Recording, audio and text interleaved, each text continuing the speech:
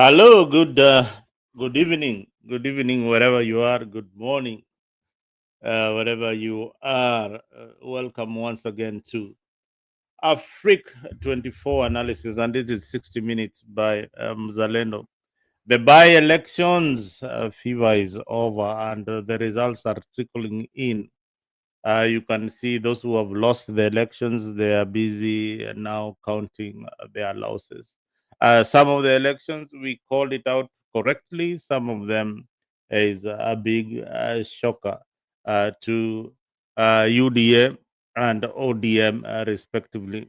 I think yesterday we had a wonderful discussion. We analyzed these by elections with my brother uh, Joseph, who was here, and we looked at all the angles in these elections, and we saw that it was indeed going to be very, very tricky for some of the candidates and the political parties. Congratulations to the winners in these elections. And sadly, the elections in Kenya have become very, very violent. Too violent. If you want to put your money in elections in Kenya today, you have to have money for goons. These are thugs for hire.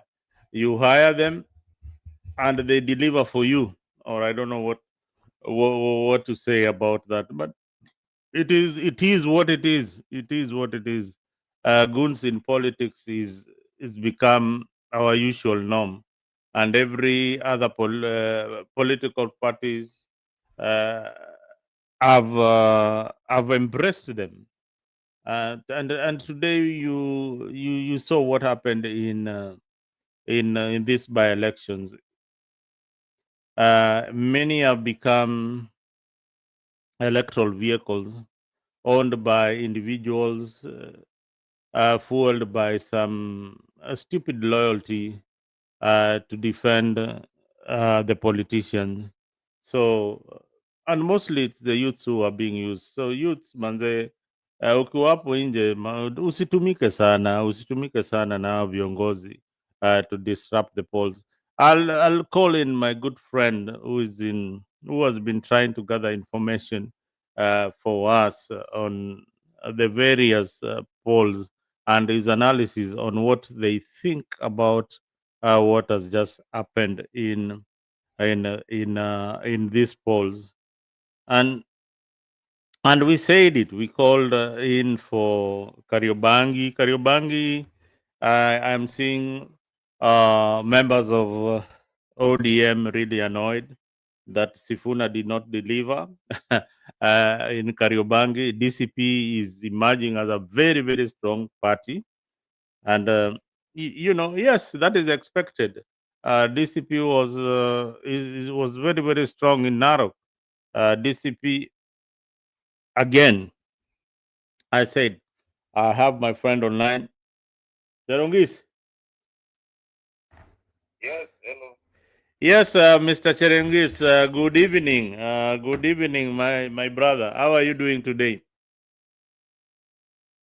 I'm so good, my brother Nick. Can you hear me well? I can hear you loud and clear. And we want you just to tell us where you are and give us an update of the polls the way you see them.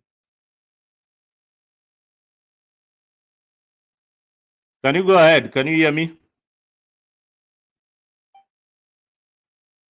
Uh, we have lost Cherongis. Okay, it's redialing. Hello, hello, sir.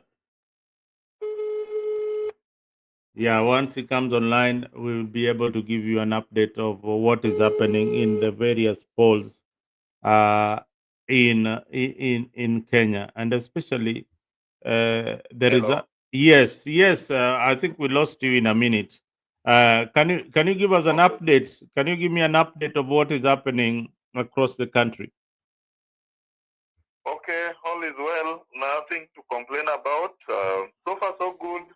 A couple of wards have been able to get their results, Mm. and the results for the constituencies are still not out, considering that they are tallying and verification takes a little bit longer, unlike one. Yeah. So as we wait for the authentic results declared by the IBC. Mm-hmm.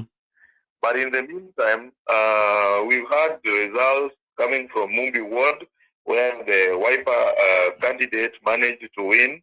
And then you go to Kabuchai Ward, independent candidate managed to win. You go to ward like Kariobangi and Narok Township, that was taken, but those two were taken by DCP candidates. Oh, Kariobangi, something. Kariobangi was taken by DCP. Yes, Kariobangi and Narok Township. Those two wards went to the DCP candidates, and then something so special about, and this must be good news for the guys in the position, is that in Nyamira County they managed to sweep all the 3 wards. All? Yes, the 3 wards that had elections, opposition, the joint opposition candidates managed to get all the seats. And again, you go to Kisa ward where the DCP candidate was the winner. And again, we are still expecting results from Bere, Ugunja, Kasipul, and there's this Magarini, Malava. Those are constituencies that we're still waiting for their results. So we'll have to be a little bit patient as we wait for the results to be declared by the IBC. Otherwise, we don't want to start speculating on who can win or who can't win. Yeah, but I have to say that all the elections have been mad with violence and bloodshed. That's something that's not very good for our country, that we really have to condemn in the strongest terms possible.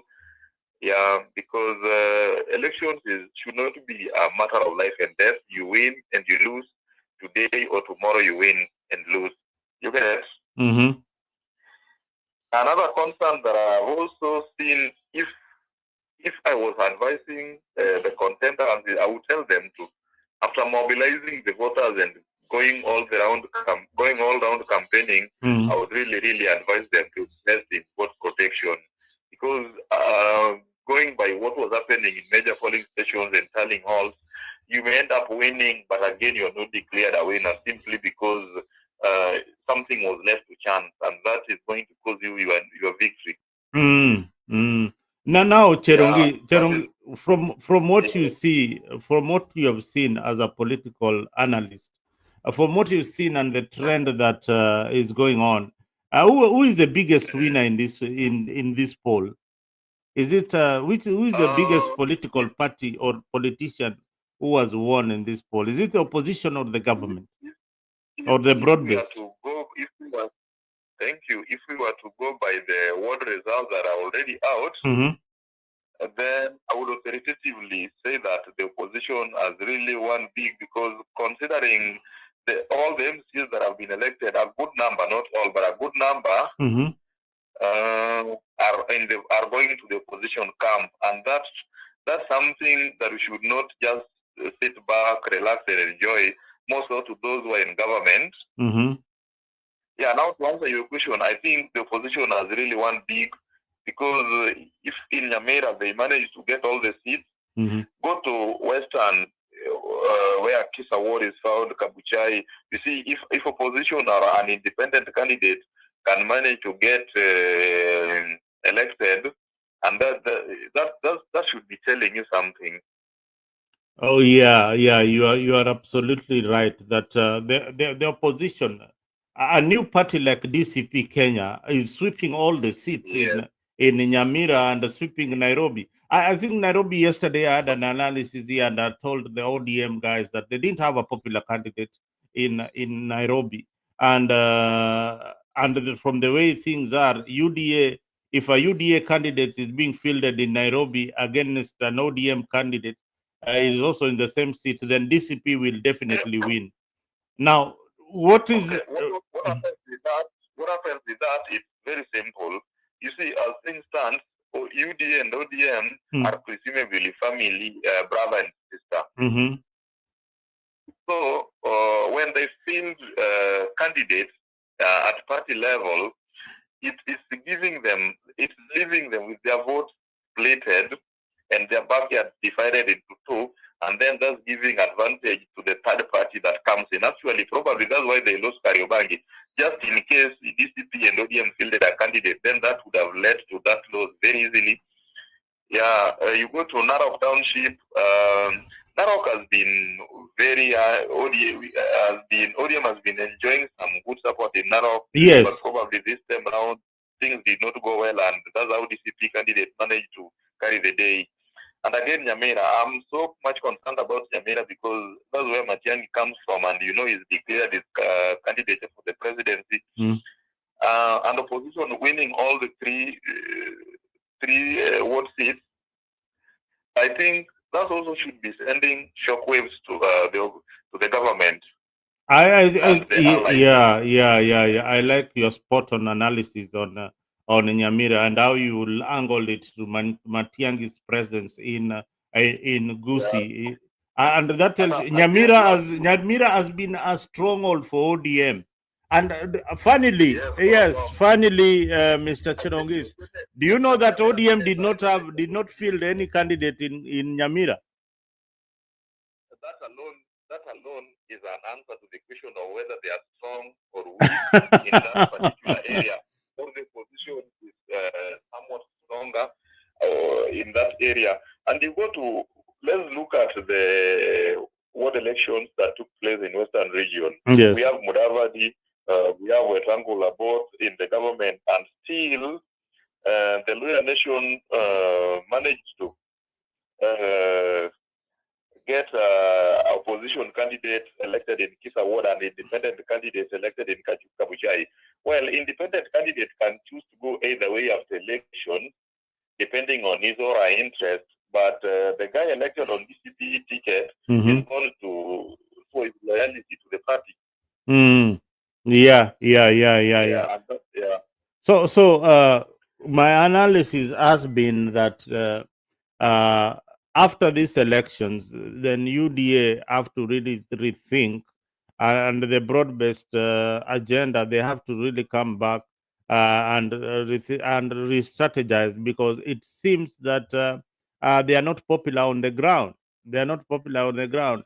With all this empowerment that was going on, they still can't get votes in Kisii. Let me tell you something that is always unique with the elections, because I think I've lived longer enough to witness a couple of them. Always, every government has its weaknesses. Even if you and I are elected today or tomorrow, it will take us 6 months or 1 year, and then people start shouting, they have to go one term. All sorts of the anger is thrown to the government. So to me, that's not news. And by-elections have always been used to act like they are sending messages and strong warnings to the government. Let's look at when we had the by-election in Georgia. That was sometime back between around 2010. Sometime back when George died, and then another guy, not even another guy, but the current minister for the current CSYCT was elected. The one on a NAP Kenya ticket, the party that was belonging to Martha Karua. You remember? And then that alone excited Martha Karua, and then she was like, I'm right for the presidency. Remember, that's the same year that Sunku was elected to represent Makadara. Yes. The same ticket. And again, look at even by-elections, how they have ended up in Nyanza region. Look at when Kajuang was contesting against Tukundi. There were small groups that made a lot of noise, which nearly confused the public that, Tukundi is going to win. Kajuang is being imposed on the people. But still, Kajuang carried the day. You remember when Elijah Mamusi was being elected in Kajiado Central, when Kaiseki was appointed to be yes. ODM spent a lot of time and resources on the ground, but then it was a stiff competition. They still won. Now let's look at another interesting one, was that of Kerecho, when Keter was appointed to be Minister for Energy, and then we had Aaron Cheruiyot contesting against the Kanu candidate. You see, like URP nearly lost, and then URP was in the government that day. So people are like, at least we've lost this to them, but at the same time, we've also sent a message need the government, so on and so forth. So to me, it's always like that. I'm not scared. But the only thing I can say, um, the opposition should not just get excited because they have cooked a couple of seats. They should just strategize, tighten their belt, and focus on the ground. If at all they are really, really interested in taking over from 2027, but that's a story for another day anyway. Okay, that's a story for another day. Cherungis, thank you for the analysis. But what about Oma Bay? What do you see in? You've not talked about Yes, yes. Kasipul, and what does this imply in the coming elections? Number one, the guy who is contesting on an independent ticket, to me, is not a newcomer in politics as such, because even when the slain MP was there, the guy was already on the ground campaigning and mobilizing people that he wanted to replace the late MP May. God rest his soul in peace. His soul in peace.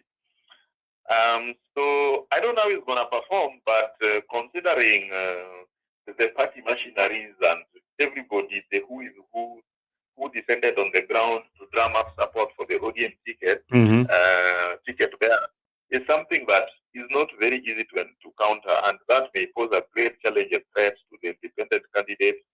But of course, it depends on how he also played on the ground. Maybe he didn't just get the media space to air his thing so that we can also see. Because personally, I was not there, so the information I'm using to make this conclusion is based on what I saw on media.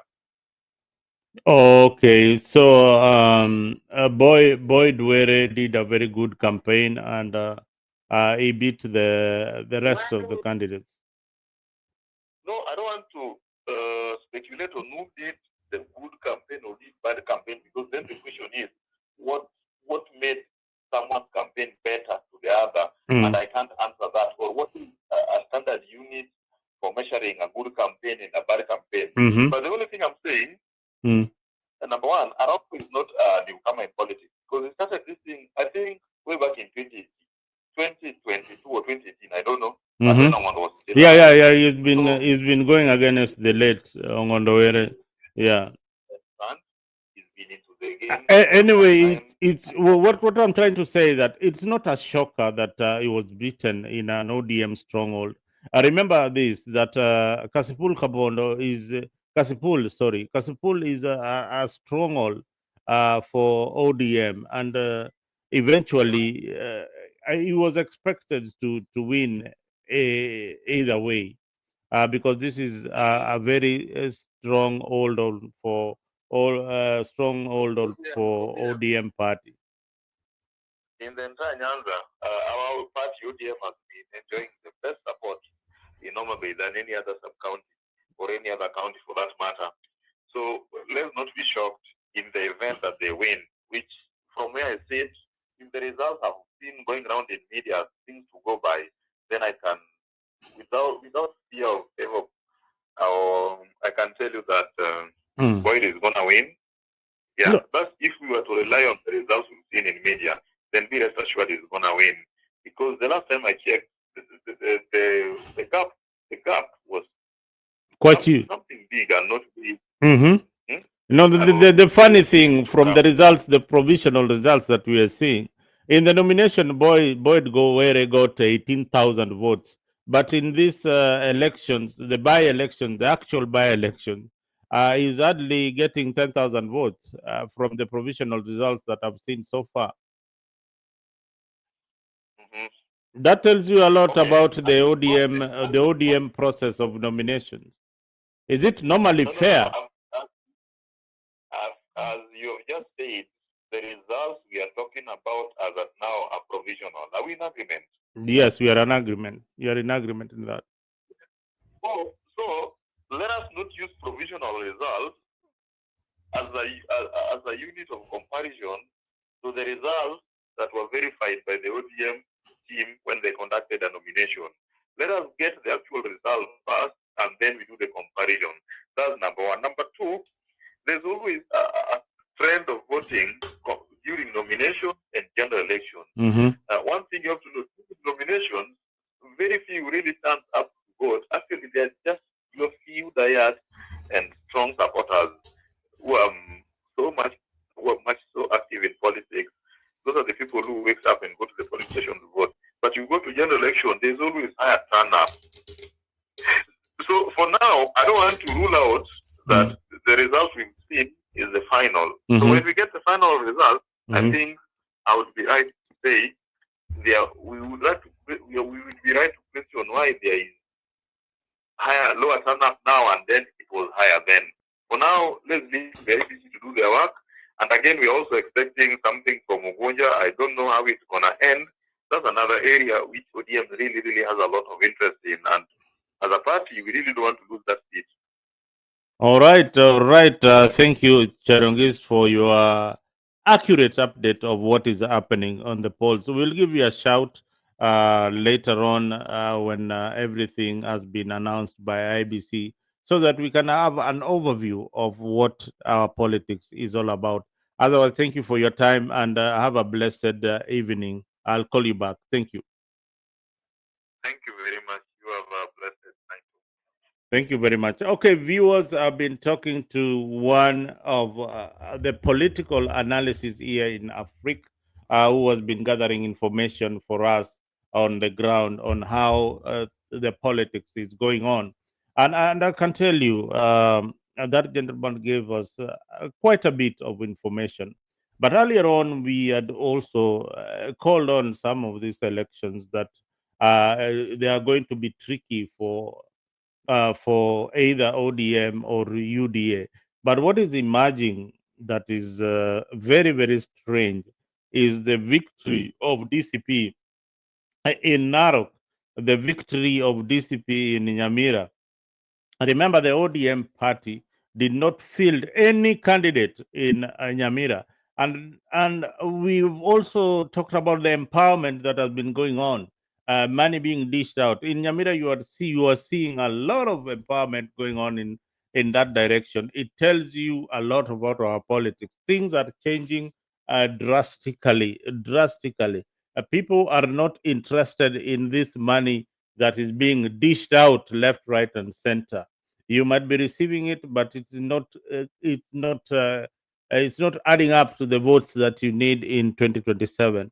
So this was a referendum to the activities that the government has been pursuing as a way of empowering the community, but at the same time, it is destroying the same communities, such that yes, some people are not receiving that money, or they are not receiving those goodies that the government is giving. Then now they turn against the government, as we have seen in Nyamira. And again, Nyamira is also an area where Matiangi comes from. So this is a plus for the opposition, a plus for Matiangi, a plus for Kalonzo, a plus for Rigiji. Rigiji with his DCP has won award in in Kariobangi, an area that is predominantly ODM. They have lost that by election. And I said that some of these nomination processes in these political parties are pathetic. You don't get the best candidates. And later on, don't complain that, oh, we didn't do this, we didn't do that. You did a shamble nomination process in Kariobangi, and now you can feed on your skunk, you know. Now it's the same thing. Kasipul, you're almost losing in Kasipul because the nomination process was skewed. Luckily, you won because this is a very is an ODM stronghold. But this is what will come in 2027. Some of these elections will be heavily contested. My worry is the goonism in our politics today. That worries me a lot. Hizi masheti tunabebana, ati kukata mtu na panga, unaenda election bana, wewe nimejitolea bana, naenda kusimama kura, alafu jioni narudi bila masikio ama narudi bila sikio moja bana. Hii ni maisha gani? What kind of life is this that tunataka kuishi? Unaenda election, kuna MP ama MCA ameinvest kwa magoons kutoka kule Nairobi, kutoka kule wherever watu wanakata miwa. At MCA ameinvest kwa watu wanakata miwa waende wakate electorals. I don't know. This is serious. We need to think about it. We need to really re-strategize and look at, is this really helping our elections, or it is polarizing the system? Soon we will have gangs running campaigns. Unakuwa na mathags tu kabisa, fully armed, wanna run campaigns. If the government does not step on this thing, then we are going to have a problem. We are going to have a problem in Kenya. And I must say that this is something that we really need to have a keen look.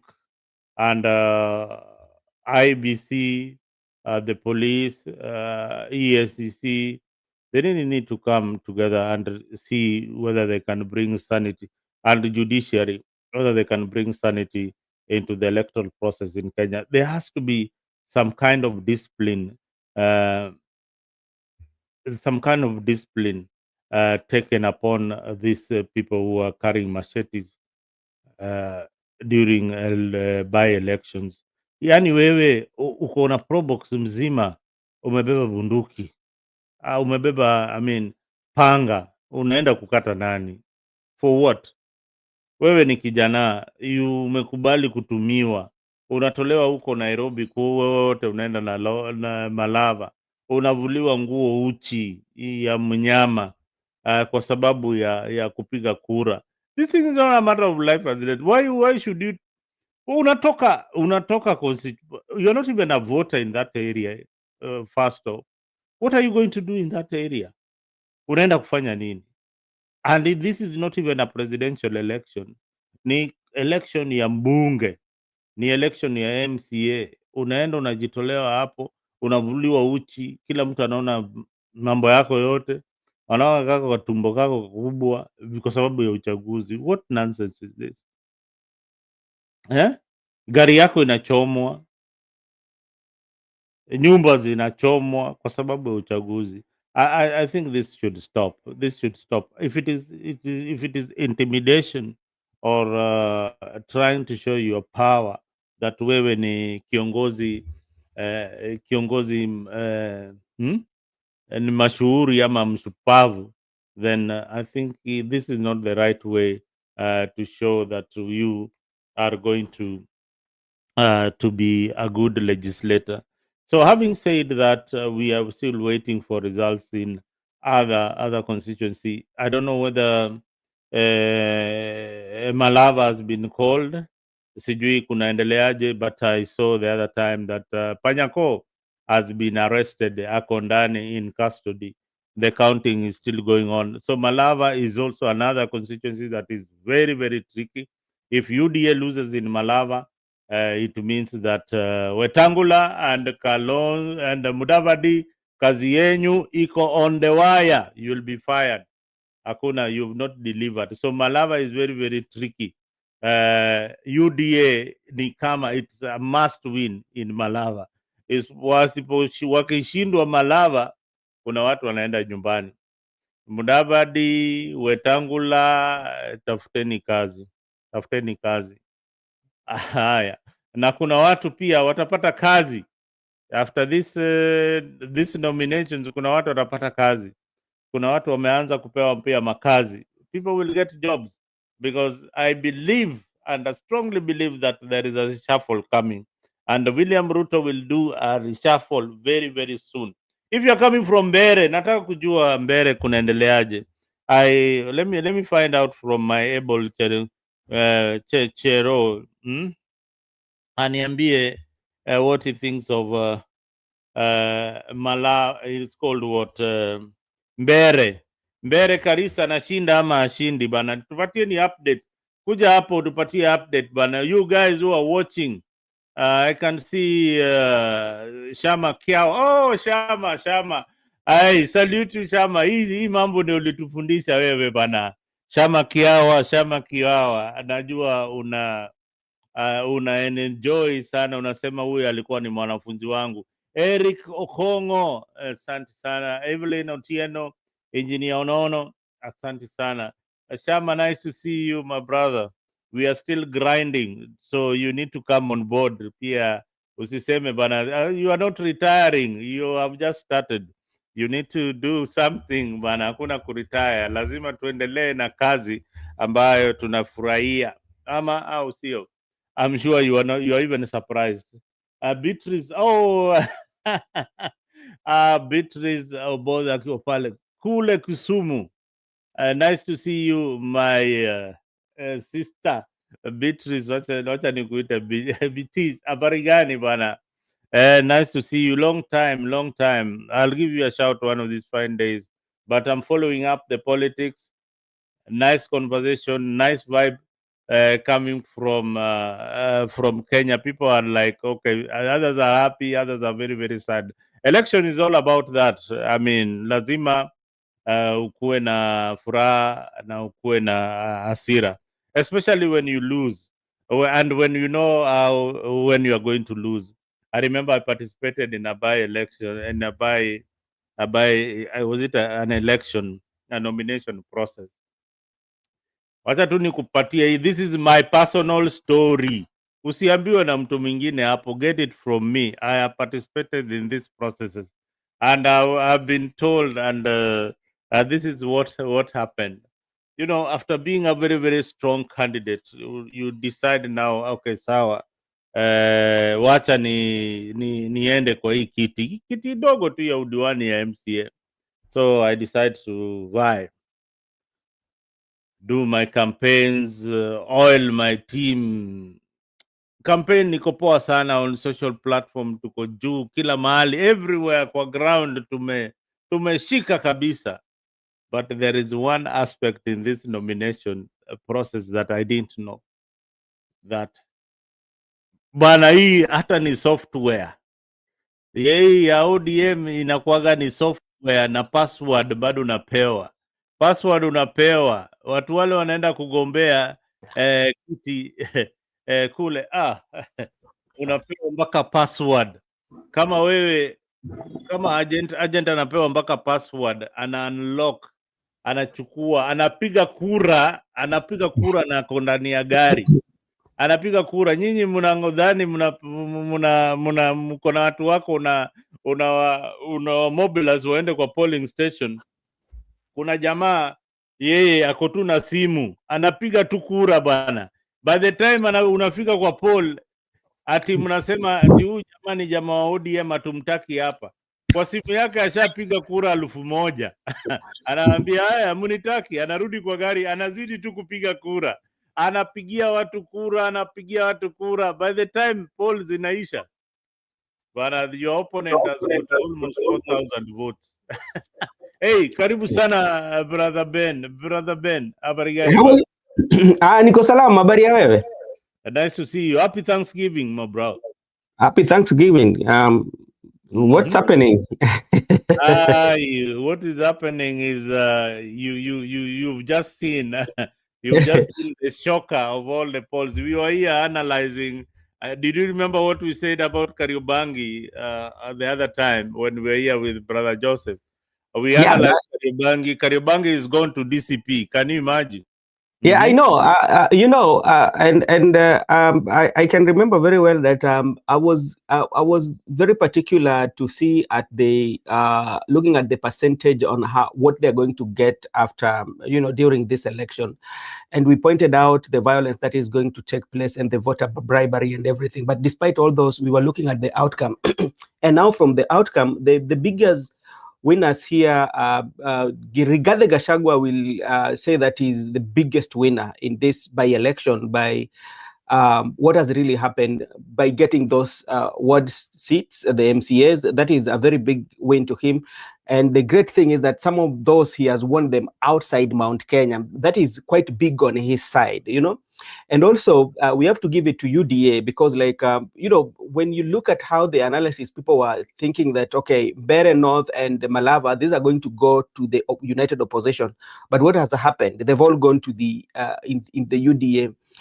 So, and for ODM, that was very obvious because these were their stronghold, and they were in the rural areas, especially rural areas. ODM usually have like loyal supporters as compared to because only the metropolitan. If the votes were in Nairobi, I don't think it could have been a competitive one. But you see that ODM has won them with a landslide margin. So so this one brings us now to 2027 general election, and this one can give us a picture of what is going to happen in 2027.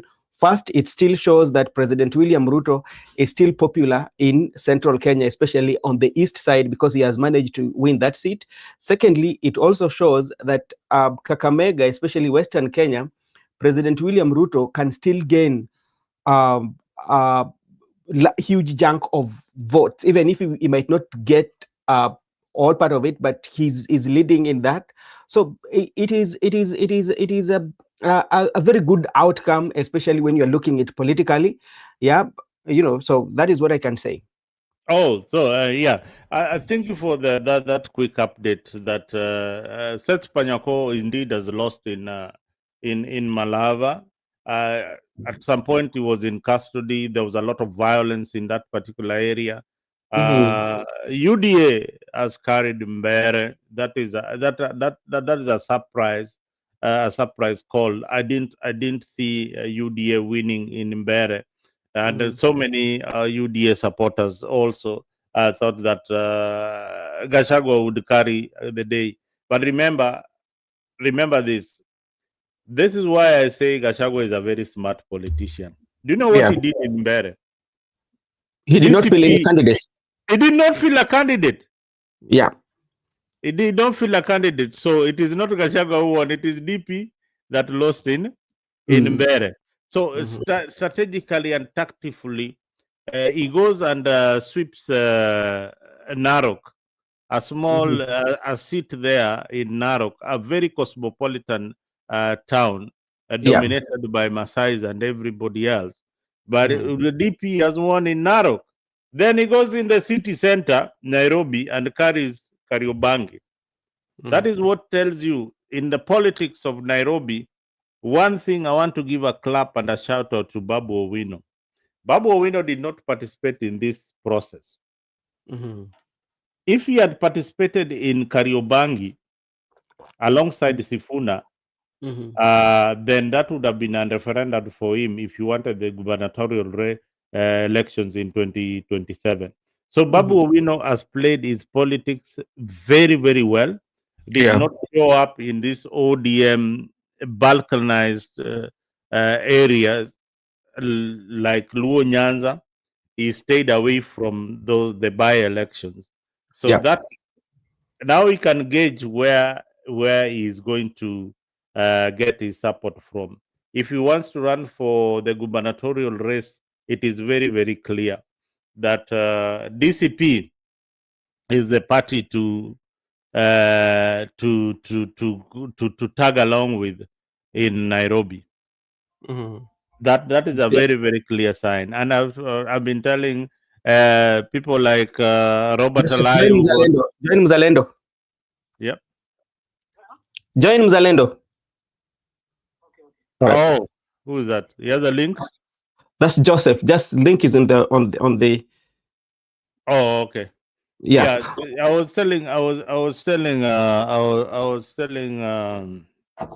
my friend earlier on Mhm. that these nominations indeed is going to teach some people some lessons.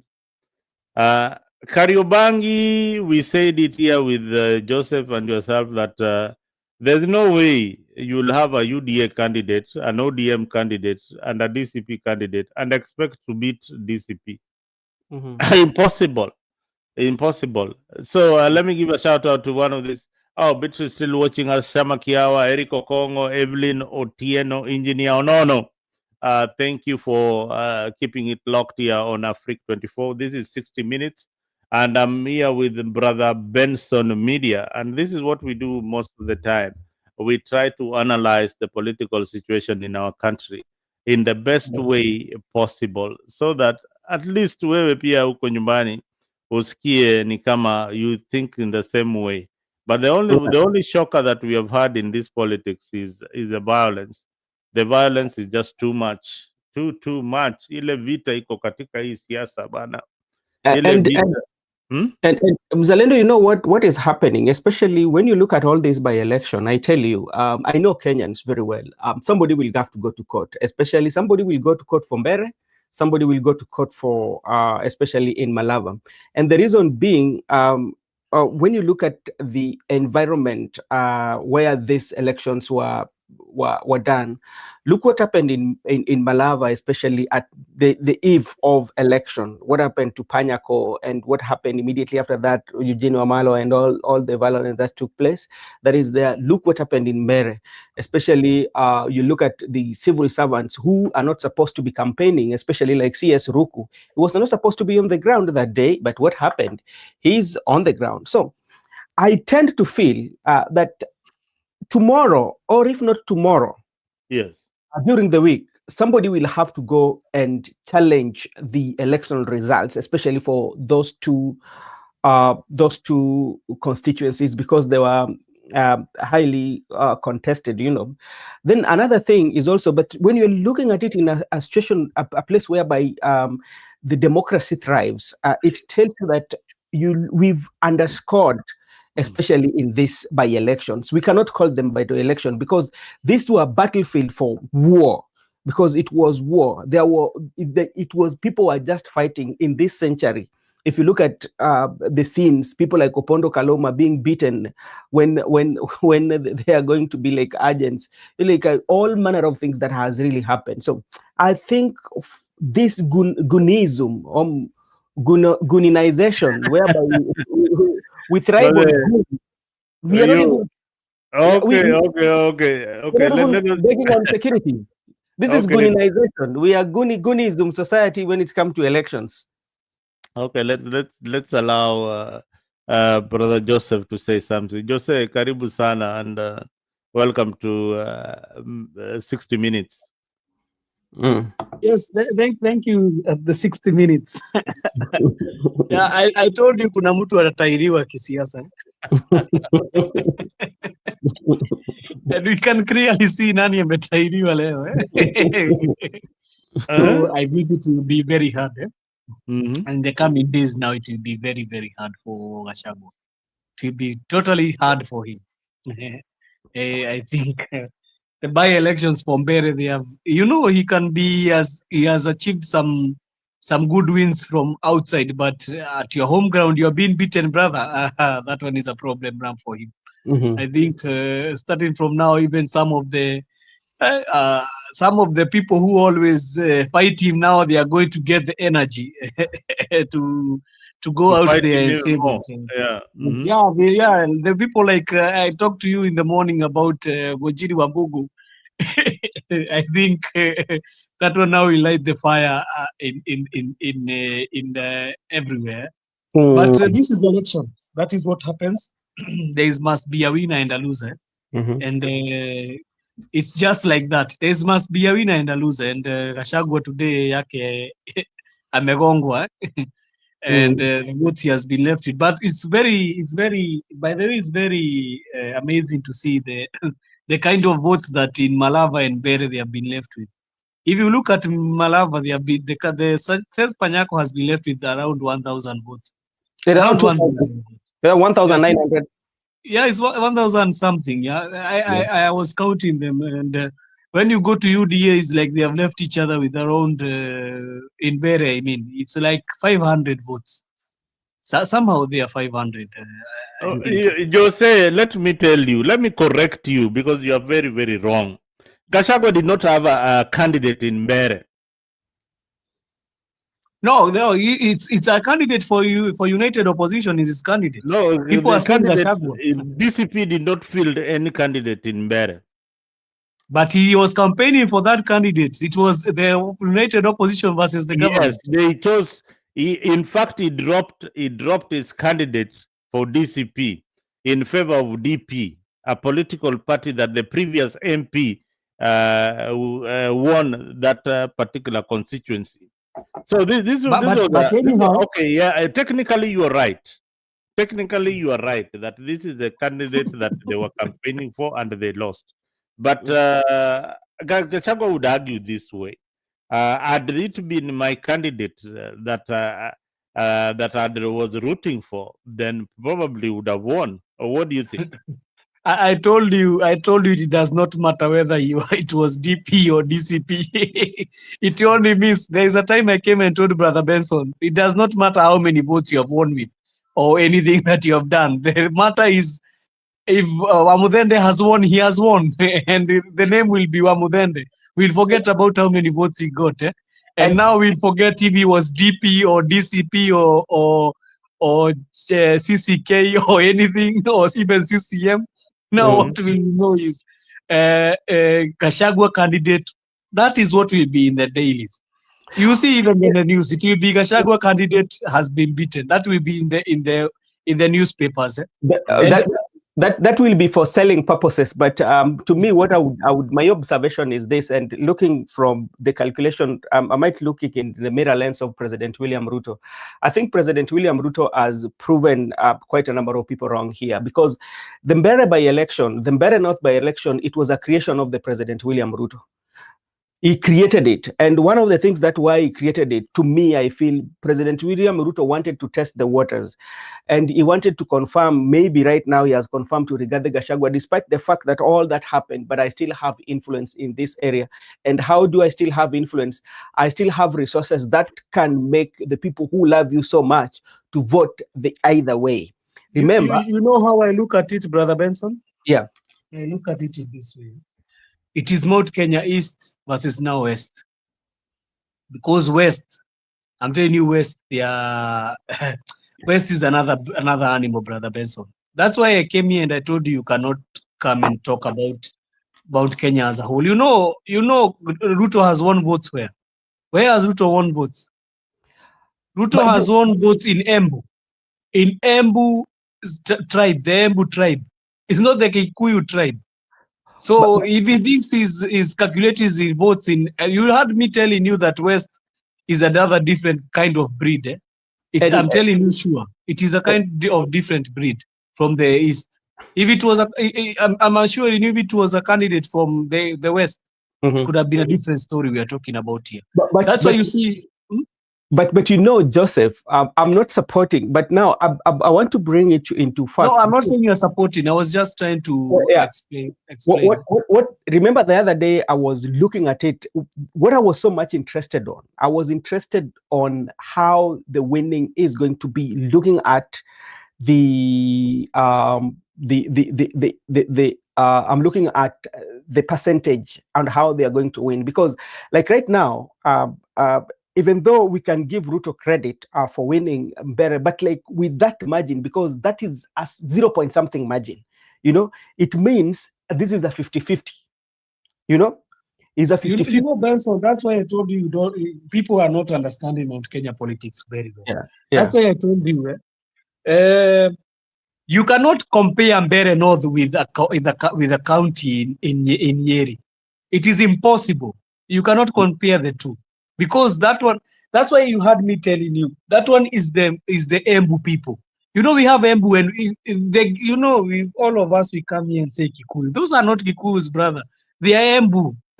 they are sub-tribe. They are called Embus. They are not Kikuyus. They talk Kiembu. Ukisikia mimi nikiongea Kikuyu na yeye anaongea Kiembu. Sometimes even some words I don't understand them. It's not everything. You see, even Karish, when he was talking in the campaigns, some words, even you hear the Kikuyu that Gachagua is talking is not the same. But the Kikuyu that Munyeri, Momoranga, Bukenya kidogo, and then the Kiambu they are talking is a very different kind of Kikuyu from the one them. Sometimes even my wife, when he talks to me Kikuyu, you know, the mom, when she talks to me Kikuyu, I cannot even understand Kimeru.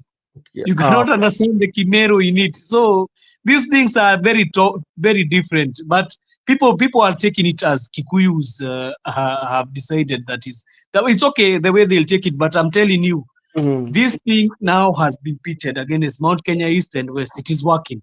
For Ruto, it is working. Yeah, and that is what I can tell you. It is working. It's a plus for him. And you will see people like people like Kimani Ichung'wah right now, they've got energy. The energy, they're now energized, and now they will have to go after Rigathi Gachagua. Who, Kimani Ichung'wah? Yes. No. Of, now that one is a different kind of ball game. That's why I told you there's a difference between you winning in Mount Kenya East and West. No, I'm telling you, you know the problem is Ruto tried to test. You know, you came and said Ruto was trying to test and see how popular he is. He was not trying to test how popular he is in Mount Kenya in Central Region. He was trying to test how popular he is in East, not West. West, he knows it is another different kind of breed.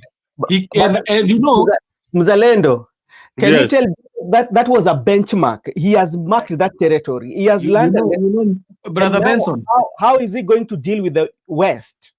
Brother Benson, today you saw the by-elections in Kariobangi. Yeah. Kariobangi, which are the people who voted for DCP? Kariobangi, we can call it is a Cosmo. But it's not Cosmo all that. Even the people, when you are hearing, when there was fight, you saw some Kikuyus talking there. It is very Kikuyu, Kariobangi. It is Cosmo, but it has so many Kikuyus there. That's why I'm telling you, it's a very different. Not even about, you see, it's not even about anything. Just go and see the people who are saying Karish Newton, Newton Karish. They were mostly Kikuyus, even these platforms. But the people of Beren, most of them you could not hear. And that's why I'm telling you, Ruto has gotten a plus. We must check it and everything. Ruto has a plus. He has been able to pit Mount Kenya East versus West. Because they are saying now this is our son. You know, when they say Kindiki, Kindiki now will be taken a kingpin. But will he be a kingpin of the Kikuyus? That is the question I want for you to answer me, Brother Benson. Will Kindiki be the kingpin of the Kikuyu? No. Or the kingpin of Mbere and Daraka and Meru? He might not, because like you see, now as we speak now we are doing what we call the post analysis, and the post analysis now we are dealing with the figures, the correct figures, and I mean, like, what has really happened here can make us conclude at least what might happen in 2027. Because remember, we said in one of the shows that we had in you that there are so many things that this by-election is going to is a rehearsal of what is coming in 2027. So we might say that based on the violence and the kind of resources, the money that has been used in this by-election, it really informs us that coming in the next general election, the opposition must prepare themselves to have resources. If they do not have resources, they're going to be beaten on that resources. That is one. Secondly, when you look at, especially now, we are coming to Kakamega. You know, even though the Malava constituency was a KK constituency, but the Amani folded his political party and joined the UDA.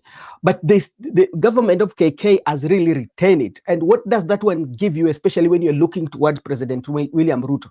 It tells you that President William Ruto has a space, bearing in mind also with the absence of the Right Honorable Prime Minister Raila Amolo Odinga. So which means he has so many buttons that he can pinpoint, and that can make things to work for him, based on the fact that what the results that has happened. One, making Farouk Kibet to pinch camp in Western Kenya, that one will give him a vote because it had paid off. You know, two, putting more resources. Three, using the broad-based government to assist him. So there's so many factors that has made him to be there. So that one with him is just like a benchmark, a path on how now this is what I've done, this is what I've achieved. What else can I improve on, so that the areas that deemed to be unpopular, what can I do so that I can make them become on my side, if not all, but a half of them? Because it's all about numbers. That is now. You know what, Benson, I'm trying to explain. I think this now will be easier for you. Yeah. Last elections, we had 5 million votes from, not Kikuyus. People say Kikuyus. Last time we had 5. I think Muzalendo is here. Maybe he can understand what I'm trying to say. Last election, we had 5 million votes from Mount Kenya, not Central Kenya. I told you there is two differences. Central Kenya is not Meru and Embu. Those are not Central Kenya. Central Kenya is, you know before, Embu was what, Brother Benson? Embu was the center of Eastern Province. Mm-hmm. It was the center of Eastern Province, Embu, the county you see. It was this, what were we calling the Mzalendo hiyo wakati? What were we calling the centers of this provincial, what were we calling them? Unajua tulikuwa tunaziita. Nini, Hizi centers zilikuwa kama ndizo administration centers. Kama, yeah. Embu was in the provinces. Yeah, of the provinces, the administration headquarters. Headquarters, I remember. Embu was the headquarter of Eastern Province. And when you start from Embu, Meru could only come to Embu to do the things they wanted to do when it was a headquarter. But the headquarter of Central Province was Nyeri. Was it Nyeri or Murang'a? Nyeri. It was Nyeri. So I was trying to tell Mr. Brother Benson that we have Central Kenya and we have Mount Kenya. You know why it is called Mount Kenya, Brother Benson? Brother Mzalendo? It is called Mount Kenya because all these counties are revolving around Mount Kenya. The mountain itself. So Mount Kenya can be very big. It can be Kiambu. Kiambu so far is not Mount Kenya so far like that. It's just because it is being pulled together. It's cosmopolitan. There is Murang'a. Murang'a is near Mount Kenya. Nyeri. We have Embu. We have Meru. We have Tharaka in the other side, leeward side, and we have like Kipia and Nyandarua. You understand? So all of these ones are supposed to be counted as Mount Kenya. But now what I was trying to explain to Brother Benson is, we have 5 million votes that were cast from the Mount Kenya region. How many do you think came from the Central Kenya part, and how many came from the Eastern part? That is how now you know the calculations. That is now how you know the calculation. How many votes came from Meru and Embu and it's called what, and Tharaka Nithi. So that is how you need to count these ones. So that is what I was telling Brother Benson. I hope there was also a by-election in the West. I could have clearly gauged and told Brother Benson, hapa naona hivi na naona hivi. But let me tell you the truth, Brother Benson.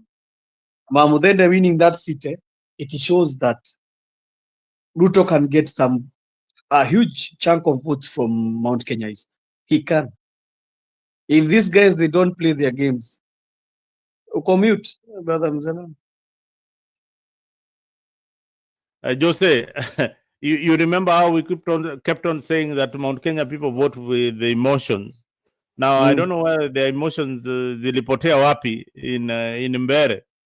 They were not emotional. Ndio sasa nilikuwa naelezea Brother Benson hapa. Si ni East our voting na emotions, Mzalendo. That's why you saw Raila has been having so much votes from Meru. You see Raila has been gathering so much votes from Meru over the past time. Like even in 2017, he got so much votes. Even 2013, Raila got some chunk of votes from Meru. I think this is what we are failing to understand about the Meru pattern of voting. Marians have been in government throughout. They vote alongside government.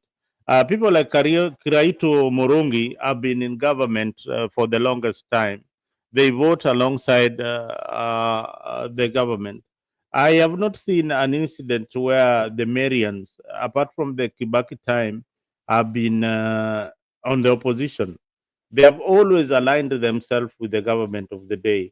And even if they were voted in as opposition, they would still find them, the Kinaburi still joining the government in either way.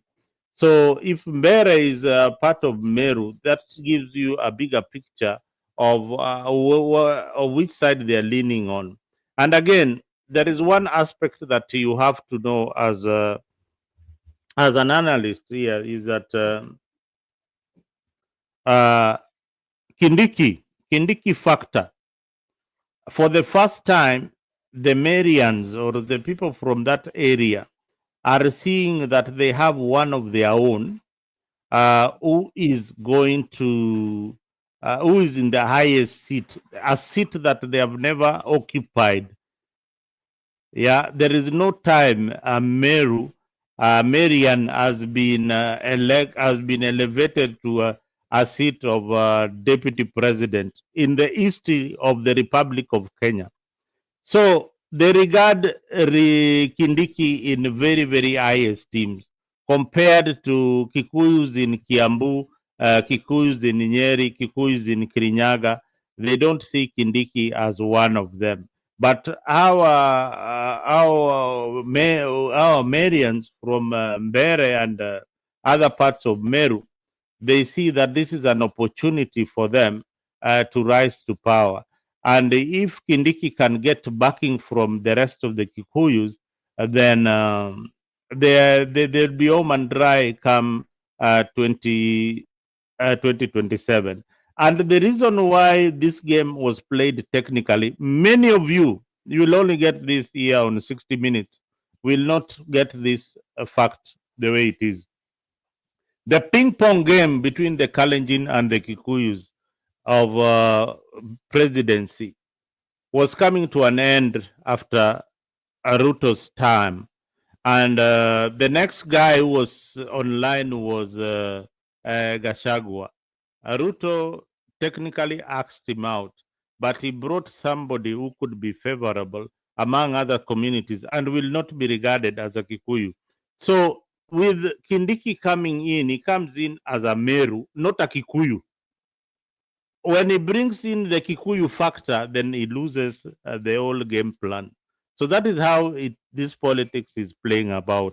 I don't know whether you get it up to that point, Joseph, or what do you think?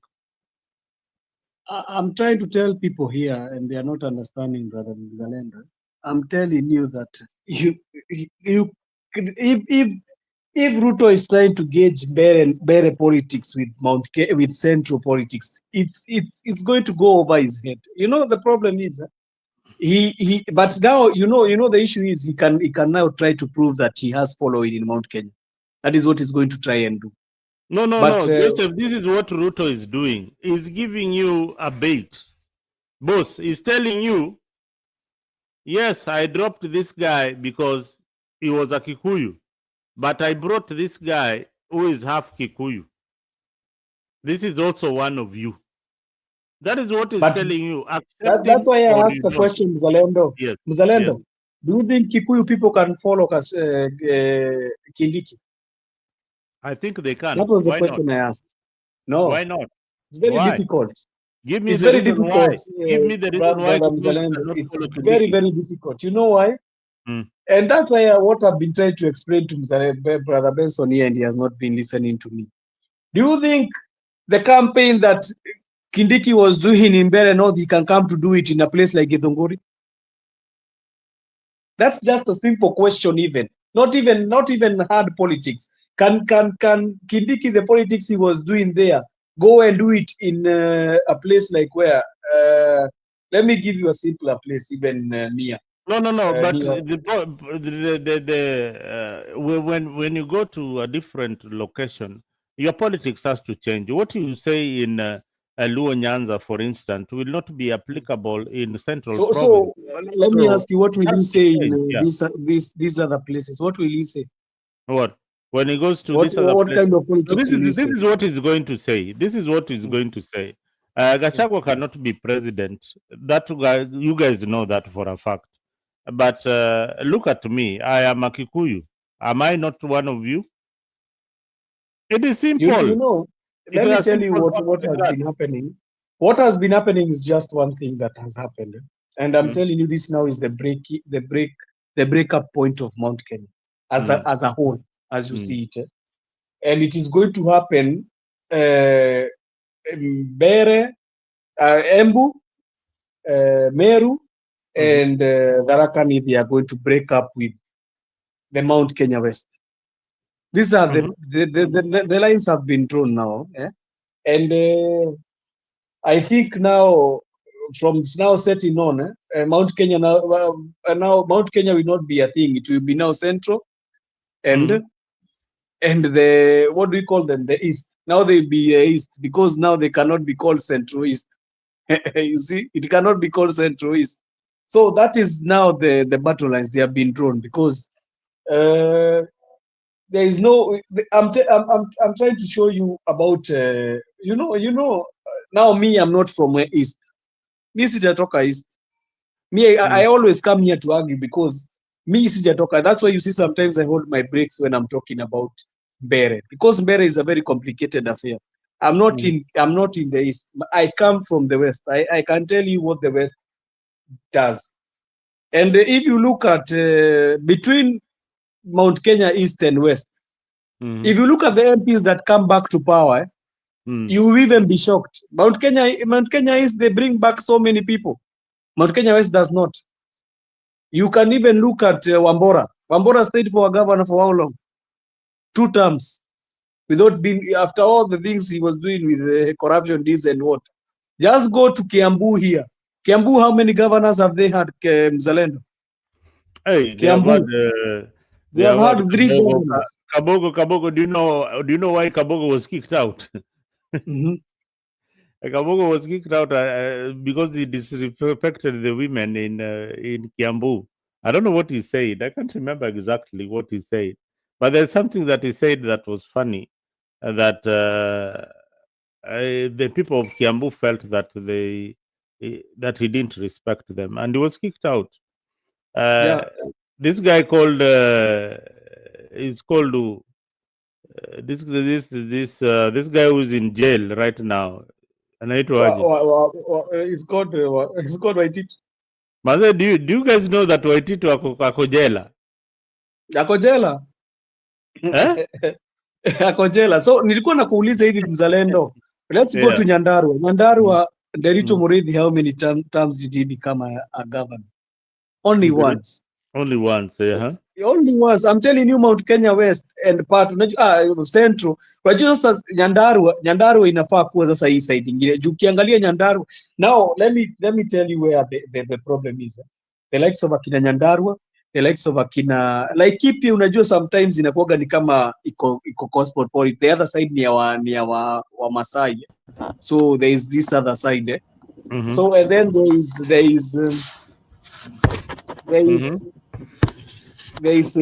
is now Murang'a, there is Nyeri, there is Kiambu. Those are the ones which are considered central. But when you go to the other side, tuko na Kirinyaga. Sasa Kirinyaga ndio politics ya. You know Kirinyaga is in the middle of all this battle. Itakuwa in the middle of all this battle. Kirinyaga will be. It is the center in all this battle. And nikakwambia Mzalendo, hebu ende ulize mtu kama Kikuyu ile wanaongeaga inafanana.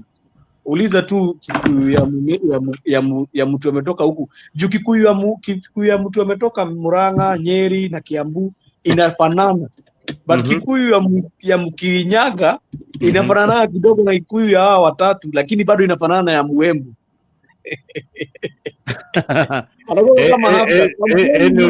Anyway, let me Mzalendo, I'm staying in Kirinyaga. Ninakaa Kirinyaga mimi sasa as we speak because that is where I would say and the Kikuyu Mzalendo hiyo wanaongea ni kama iko half caste. But anyway, let me welcome a non-script professor. Long time. I know you can hear me, and I hope you're well. A non-script. Hello, script. Can you hear me? A non-script inakaa bado na. Okay. You are unmute. Let me unmute. A non-script. Can you unmute your?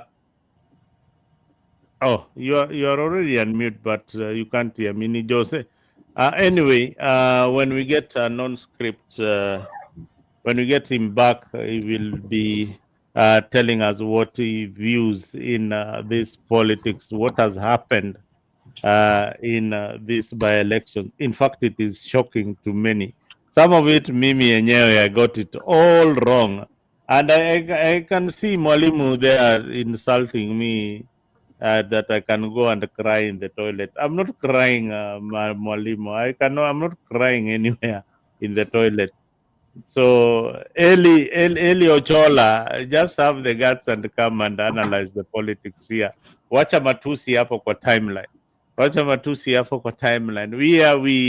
We compete on ideas and policies. We don't bring insults. But congratulations to the winners in Kasipul. We had Boyd Were winning, although we wanted a free and fair nomination process, which didn't happen in ODM, but they carried the day. Who is the biggest winner in these polls? I can say authentically, Mzalendo, yes. Mzalendo, I have a question. Who Mm. has declared that Wamudende has won?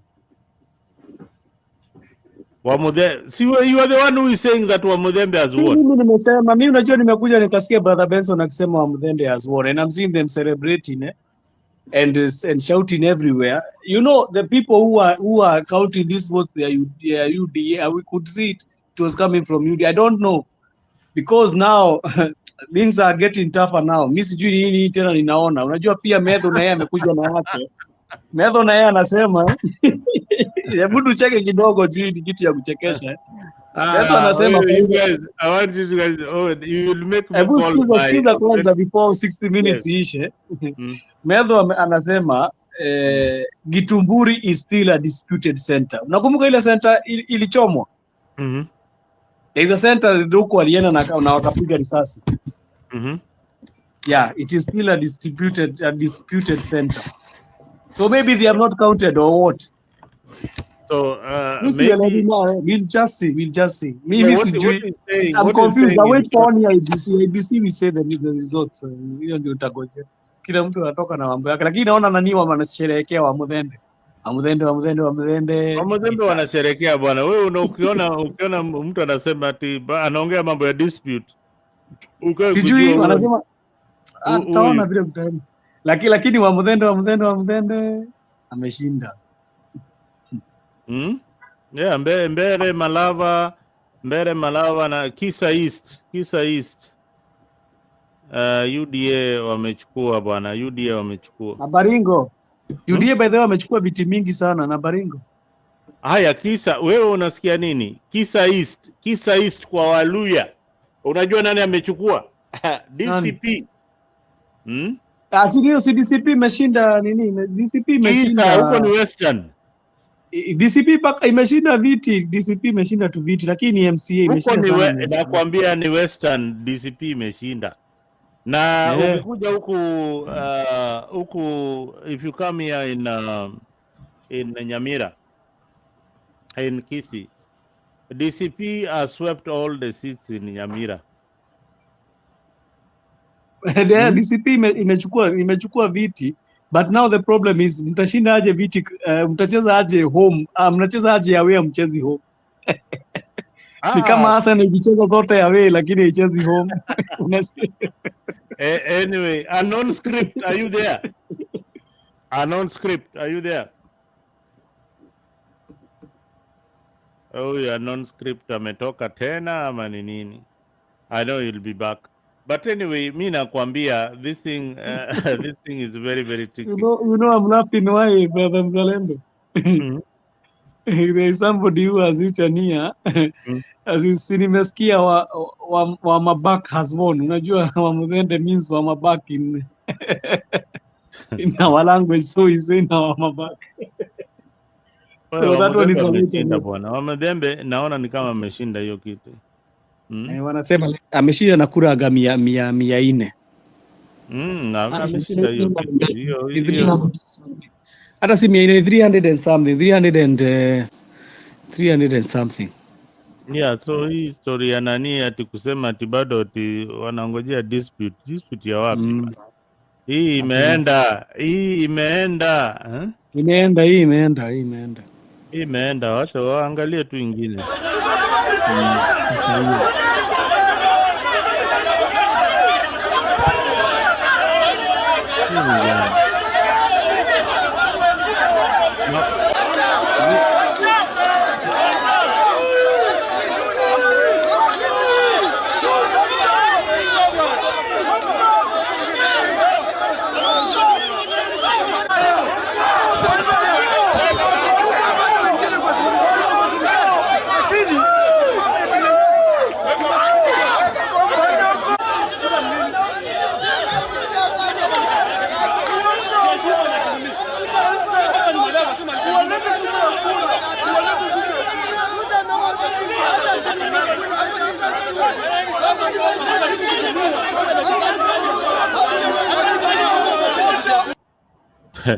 You see those scenes? These are the kind of scenes that we've been witnessing across the country. People are so violent. People are so mad. I don't know. Mumekasirika nini bwana? Hii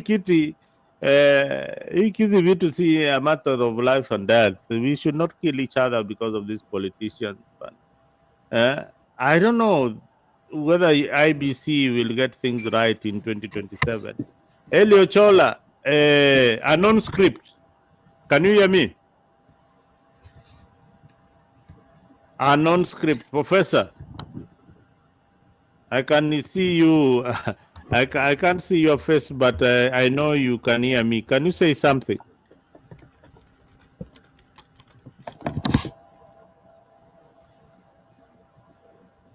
I can barely hear what you're saying. There is something wrong with your microphone. A non-script, can you say something? Anyway, we seem to have lost. We are losing a non-script. Maybe he will come back and tell us why he's not getting this right. Yeah. Anyway, let me get Cherongis here to tell me what is his view in the latest polls. Yes, so we want to call one of our callers who is on the ground so that he can give us briefly what is. Okay. It's not a non-script.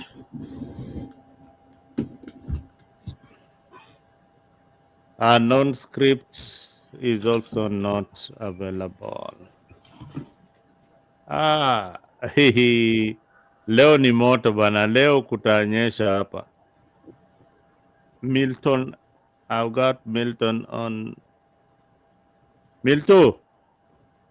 Sema ni aje? Mzuri, let me just align you properly. Nice to see you, my brother. Good to see you too. Wacha tafuta tripod kwanza. Tafuta tripod.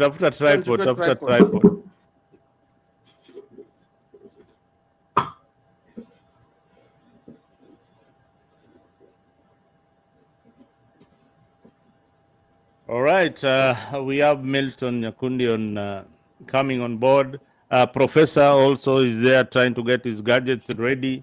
I think this is going to be fireworks in this studio today. Leo ni Leo.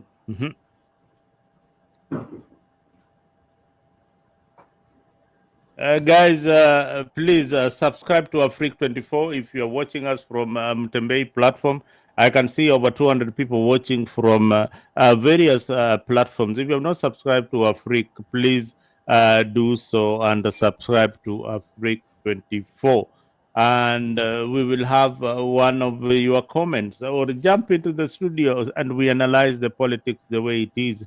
I can see Dr. Milton Nyakundi is already joined us in the studio. Professor is also trying to get his gadgets ready so that we can grind what we have seen in the politics that has just happened. A lot has been going on. Is this country turning into Goonism, or we will continue like this until 2027? I think this is a dangerous trend for the country, and we need to put our heads together and stop this violence that is happening in Kenya. We need to do something about it. Wewe kama uko nyumbani, I don't know what you think about this violence. Honorable Kaluma was beaten up in Kasipul. That is serious. You know, these people don't really care whether you are a legislator or not.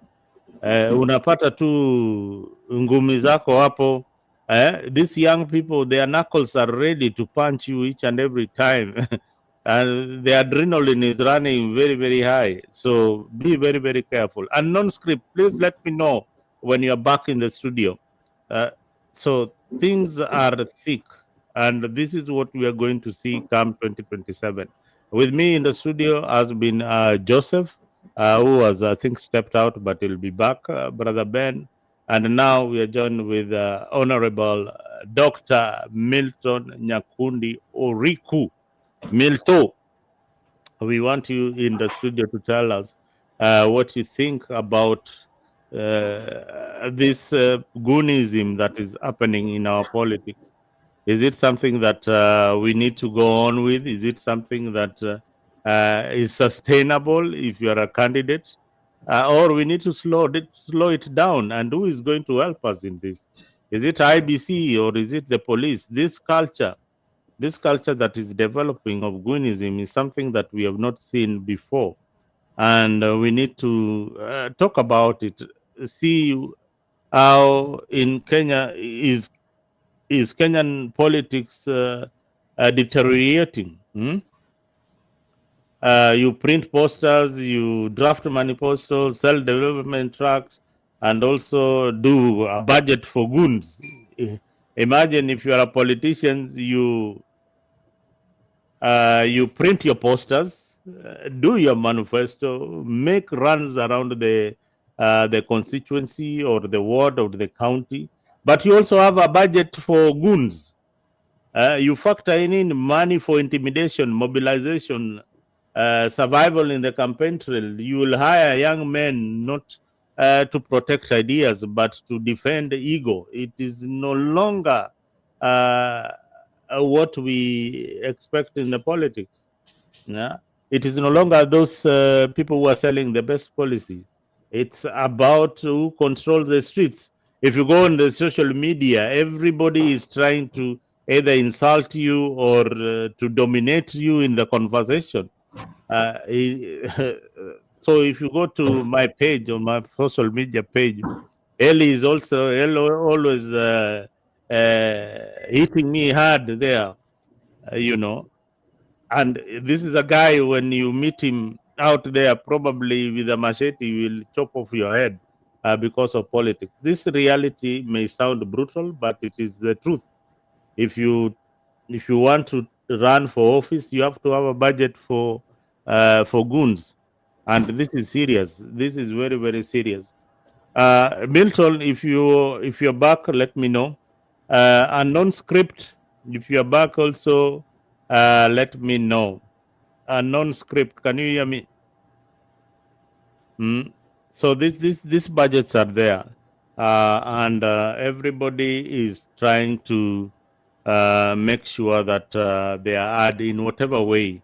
So is it that the money that these politicians earn is what is driving this mentality? This reality may sound brutal, but it is true. Yeah, ni ukweli, yani ni ukweli.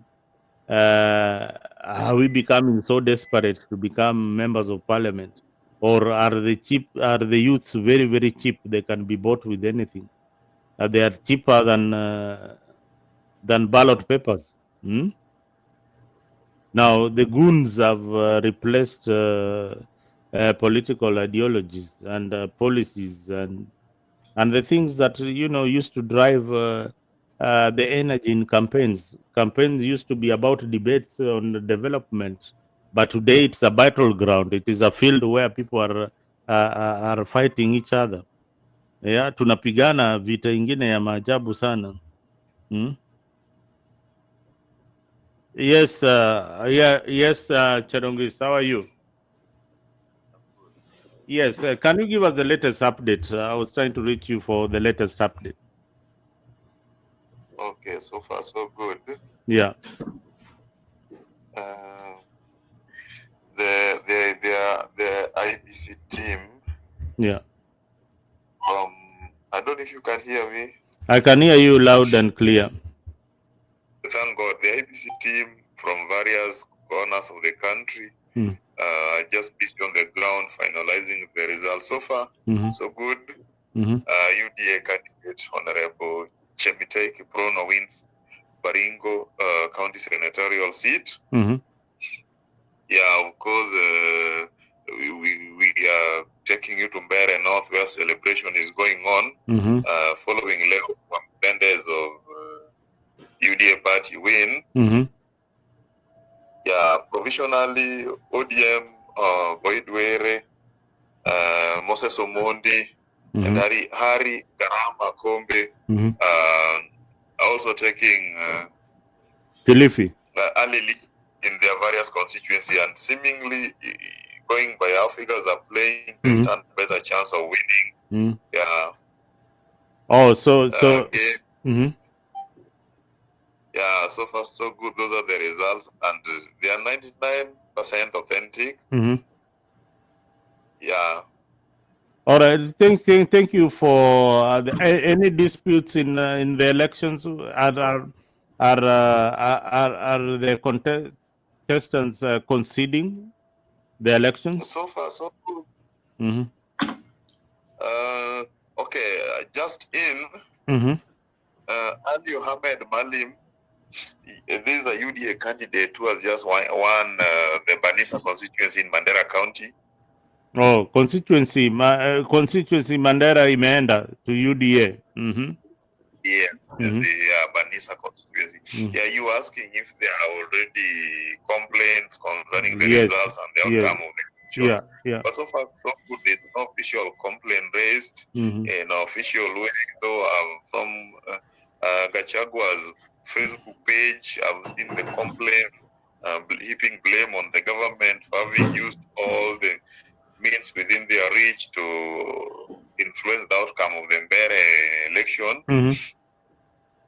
Yeah, just that somewhere else, perhaps Seth Banyako was already protesting, and then let's wait how he'll have to react later in the course of the day, probably when the results are officially out. Perhaps we'll have to be the first. Yeah, we really have a lot of expectation from him, considering that he went viral today early on in the media, and then tried to address the press. There was attempt of his arrest, so on and so forth. So probably he may not even be the first, but let's not speculate. Let's give him time. If he's deemed fit, he'll come and speak. Oh, okay. Thank you very much, Cherongis. I'll be getting back to you for more updates. If you have got anything that you need to add, please let me know. I'm still in the studio here with Dr. Milton Nyakundi Oriko, who is going to give us more updates on what he thinks about these elections. You can follow us on our page too, and for more of this update. Thank you very much, Cherongis, for those updates. Asante sana. Hey, Daktari, can you hear me, Milton? Yes, I can hear you. Oh, yes, now I can hear you loud and clear. We have Professor here, but a non-script is not coming on board. I don't know, he's still working on his gadget or he has stepped out. But anyway, thank you for coming to 60 Minutes here on Afrique. And today we are simply analyzing what has happened in the last 24 hours in our election. First is the Goonism that has been happening in Kenyan politics. What do you make of all this drama that is in our politics today? First of all, I think as a country, any patriotic Kenyan would be concerned. But before I get into the depth of it, let me first acknowledge and appreciate you for allowing me and giving me the invitation to come. And I'm glad that today, as my big brother, I have been able to get the opportunity to join. And also appreciate everybody that is following and watching at this time. I think the consistency of what we need to speak about is what is important. So let me answer your question directly. The culture of political violence in our country is really unfortunate, and it gets into tragic levels when it goes to the magnitude that it has, when it's getting worse by the day, and sadly, when elements of state are involved in the political violence of the day. So it is a worrying concern for most of us who want better for Kenya. And I think it is something that needs not just condemnation, but also people being able to come out and call names and speak truth to power. Because unfortunately, Like it or not, I have seen comments this today, this evening, where people are saying that it is okay to be violent, it is okay for people to vote for those who give them money, even when they do not have a clear ideology. And that is a very sad state of affairs for me, to be very honest. In fact, I've just come from telling I'm a member of the family how sad I feel seeing what has happened today. So really, it's bad for our politics. It's bad for our socio-economic fabric. It is bad for our democracy. It is bad for everything that a progressive country stands for. Yeah, I agree with you absolutely. And I mean, when you watch members of parliament being beaten up in polling center where there are policemen watching, the wave of violence that has been in this by-election is something that we have not witnessed before. This is just a by-election, and the turnout in this by-election, the goon turnout and the voter turnout is nearly proportional. I mean, who can my question is, who can we blame in all this violence? No, Nick, let's take it, Zalendo. Let's face it for what it is. And I think for a long time we have scattered around this issue, so much so that we have now normalized. And I think it took a very unfortunate twist with the Gen Z demonstrations last year, when we saw that certain politically aligned individuals made, public declarations about how they were not going to allow certain things. And what we saw is unleashing of goons to counter Gen Z, and they called them Goonz. So who is to blame for this? Three levels of that. One, we have to blame our political culture, which has been inculcated in us over time, where political violence has been normalized.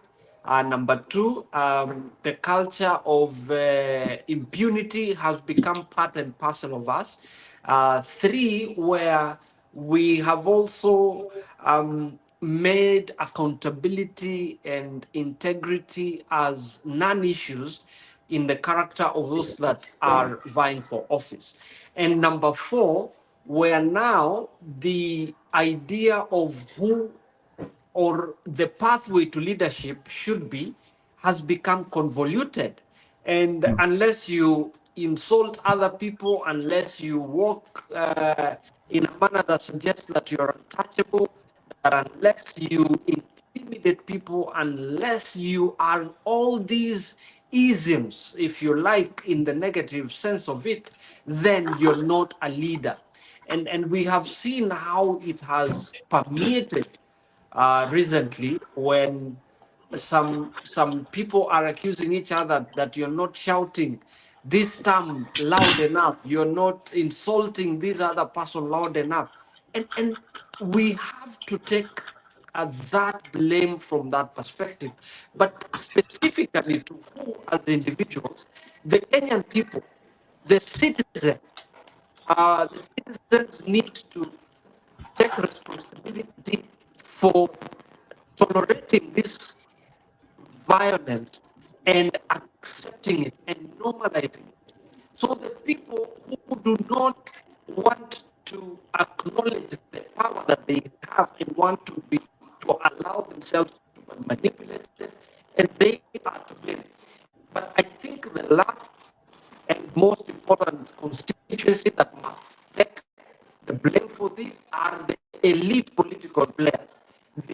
What has been called by some of my friends, Willis and Wanjiki, who say legacy politicians. Milton, there is something wrong with your voice, with your audio. You are really cracking. I don't know what is wrong with it. You started off so well, but I can't hear you anymore. You're cracking. Can you say something now? You need to log out and log back. Just log in and log.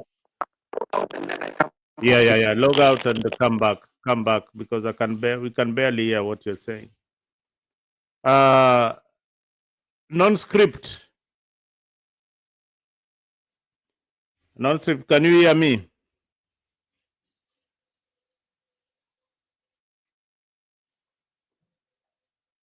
Non-script. Professor. Professor, we have lost Professor once again. I mean, leo ni leo hii internet inafanya ile kitu. They are locking out people would have given you the best analysis of what is happening in our politics today. I have Honorable Milton Yakundi is going to come back to give you a non-script. Are you there? Yeah, I'm there. You can hear me. Yeah, I can hear you. I can hear you now. We've been trying to get you throughout, but I'm glad you're back. Habari ya huko. Habari ya huku ni mzuri sana. Hebu sema umepotea sana. Hebu niambie what do you think? Because I'm trying to multitask. What? You can't see me because I'm trying to multitask. Oh, you are trying to What are you doing? Just get you are eating. You are maybe having your dinner. Tell Daktari there, I'm trying to kill 2, 3, 4 birds with one stone, you know. Oh, yeah, Daktari is here, and you know where we have a professor and a Daktari. I don't know. Hey, Milton, say something. I don't know what's wrong with your voice. 3 birds with one stone. It might sound better now. It sounds a bit better. Which mic are you using? Are you using a lapel mic? Or are you using the mic from... I'm using my machine. No, you are okay. You are okay. Daktari Milton is the one whose voice is having a problem. You are very much okay. Now tell me a non-script. It's long. We have not touched base since we started arguing about politics many years, more than 3 years ago. We've been talking about politics. Yeah, you want to talk about politics, but I was just saying that I'm trying to multitask. Oh, yeah. So that is why you see a blank screen on my part. Okay. I hope that you can still give your views as you multipart. So how are things anyway? How are things? Things are just okay. We are still where you left us. Still talking about our country, and we have not moved an inch. Although there are new developments, there is now Goonies like, in politics. It looks like the by-elections are a big joke. Is it a big joke or it is something that we should pray over? When you see that kind of violence, is it something that makes you happy? I think you don't pray over. For you know why? You know why you don't pray over? Mm-hmm. Because when you pray over, you are involving God. But please keep God out of this. Okay, let's keep God out of it for a minute. What can be done about this thing? This is your own games. Just play. and leave God out of it, because you know when what lazy people do, they don't want to do their part. If you can't play clean, and ukishindwa in your own dirty behind the scene games, sasa mnajifanya ati leave it to God. No. When you go fighting there, like I've seen them fighting in, is it in Oma? Is it when where? And then you know what I had the Kaluma saying, for example, that don't fight back. Kaluma Yeah, was saying, Kaluma said, don't fight them back." yeah, don't fight back. But the Huh? truth of the matter is, Mm. the Kalumas are doing the same thing. They're They are doing all the same doing, thing. yeah, They're now pretending that we are better than yeah. them. Now you are Mr. Clean. You're Mr. Clean, and you are also a goon. Just the other day, he unleashed a goon to some people in somewhere, and I saw that clip. And today Exactly. he's pretending that I am not even part of this. Let me just say what I think about the unknown scripts about Mm, the Kaluma thing, the Kaluma, the Boyd and the Aroko thing. mm, For one, if you want to face the law, mm, election offenses always lead to nullification. mm-hmm, Now, what is going on here is that as far as the IBC is concerned, mm, Aroko and Were are all guilty as charged. mm, That is what IBC is telling the world. They are guilty as charged. Now, here is the trick. If if mm, if Were and Aroko goes ahead and pay the fine, mm, they will be guilty and confessed guilt as charged. mm, But one of them can go ahead and win the elections. And I can see here your screen is saying that Were is as won, isn't it? mm, Now, smart people will actually dash to court and get an injunction that this fellow should not be declared the winner. You know why? mm, mm, Because he has paid the IBC's fine. And mm, what does that tell us? He's guilty of an election offense. mm, so, so, so ideally, you can't declare him a winner. mm, So in fact, do you know what? mm. Legally, the third person should be getting ready to celebrate. The third person. Oh yes, so long as Boyd and Aroko have both paid the the demanded fine from Mm-hmm, IBC, that means they are guilty. They are proven guilty. mm-hmm. So legally, they cannot win. So, but I don't think we'll reach that point. Yeah. No, you know why? If the third person is UDA, we will get there. Mm, Because you see, UDA is in charge of the law and everything, and IBC. mm-hmm, Mm. So what you are likely to get, Boyd may be declared the winner according to today's whatever they mm, are, isn't it? But mm, given the issues that followed this, he can easily actually get the courts to nullify that election mm. in favor of the third person. No, I get your point now. I get your point Because now. remember, were there three people who were already dead, Mm-hmm, which made the IBC to disqualify these people. mm, Remember, the IBC said if they don't pay the fine, they stand disqualified. mm. Yeah. If they don't pay the fine, but the fact that they participated and IBC has gone ahead to count in their favor or whatever, it means they paid the fine. So Mm. now the legality starts setting in. Yeah, you see, somebody has written there that there is no top job in Kenya, which is not through death. Yani, if you want to rise in Kenya, you have to kill someone to get a top job. So these positions are actually very No, lucrative. my analysis is based on the happenings as they are.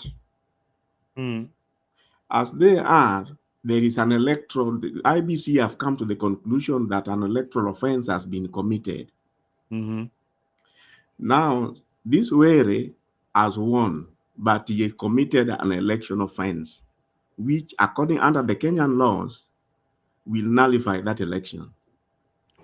Is this your assumption, or is this what IBC has No, said? that is the law. That is the law. Oh no, yeah, that is what is written in the You law. see, But these the people have gone IBC follow ahead. that law. You see, these people have gone ahead and paid the IBC fine. That is Yes, admission of they guilt. went ahead and paid 1 million. Yes, each. That is Each. an admission of guilt. Now the consequences of an election offense will set in. And that's why I'm saying somebody just needs to go to approach the courts. And the courts are who? UDA and IBC are one and the same thing. Do you know a non-script? You are saying something that is so important that our viewers need to listen to this. That the fact that Boyd Warriors won the election, they accepted previously that they had committed election offenses, and they were fined by IBC. Yes, 1 million each. Which Now amounts to admission of guilt. third force should go to court and say that this election was indeed not free and fair. Not even that should go to court. I think it's already in court. Huh? The case is already in court. Yeah, and they are trying to stop IBC from gazetting this fellow. What? And they can get away with it. Take it from me, because you know why I'm saying they can get away from it. The gazettement, IBC, and UDA are one and the same thing. And chances are, if at all the UDA is the third person, UDA candidate will be declared, will be sworn in Parliament. What? I didn't know that. I didn't know that. But that's a new one. No, that's just an analysis of what is before you as we speak. Wow, that is. And you know the tricky bit of it. IBC had said, if they don't pay, which I'm saying amounts to an admission of guilt, if they don't pay, it means that they stand disqualified. Wow. So if they don't pay, they were having a problem. If they pay, now they're having a problem. I know. Anyway, the 1 million. Whether it's a problem. I mean, this is Kenya. They'll find a way around it. But anyway, How will they find a way about it? And I'm telling you, IBC, UDA, and the courts are one. That is why the Arokos will lose. But there was no UDA candidate in Kasipul. Just pray there isn't. I'm sure there isn't. I'm telling you, all those guys were independent. They must have had a proxy. Even Arokos. Oh yeah, maybe they had a proxy. Maybe they had a proxy. They must have. Zakayo is too smart for that, my friend. They must have. Now, eventually, you agree with me that Zakayo is too smart for these guys. No, not for those guys. For everybody in Kenya. I mean, I don't buy that. It's not very. There's some things that he doesn't get right. There's some things that he has failed terribly. Do you know why I'm saying Zakayo is too smart? A while ago, Zakayo said that they are going to ration steamer. Yes. They will. Yeah. Yeah, he said that there is going to be steamer, and specifically, interestingly, this rationing was taking place at night. It was taking place at night. And why? Did anybody ask themselves? No, the rationing has to take place at night, because at night not everybody. You are supposed to be sleeping at night. No. Yeah, then there should be no rationing. Or you automatically steamer is suspended. Your light. Yeah. So what did Zakayo do? What did Zakayo do? Do you know the funny thing? And I know you've observed this while you are in the US. Did you realize that there are no street lights in many places? Like in residential areas, you can't find street lights everywhere. On the roads, you don't find street lights in America. Why? Have you ever asked yourself why? But the place is not dark. No, many places are dark in the neighborhood. No, Very, very dark. no, there is sufficient light. Let me say. I agree with you. Hakuna street lights. Hakuna street lights, and the reason why at the Wanaga street lights, you know why they say what they say? They don't have street lights because, first of all, they don't expect you to be walking at night. No, even here we don't walk at night or even day. You don't walk at night. They don't expect you. But Or when you day, see or when you day. see street lights, when you go to a town like which town I went that kuna street light mpaka ndani ya city. I think it's Nakuru. No, Nakuru see, kabla uingie the town. So kuna street lights everywhere. Hata Kisumu. I think even Kisumu is like that. No, even Nairobi. Even Nairobi kabla uingie hizo stima hakuna kitu zinafanya, ni bill ndio zinaongezea kwa kwa county council. Hakuna. Something you have to remember.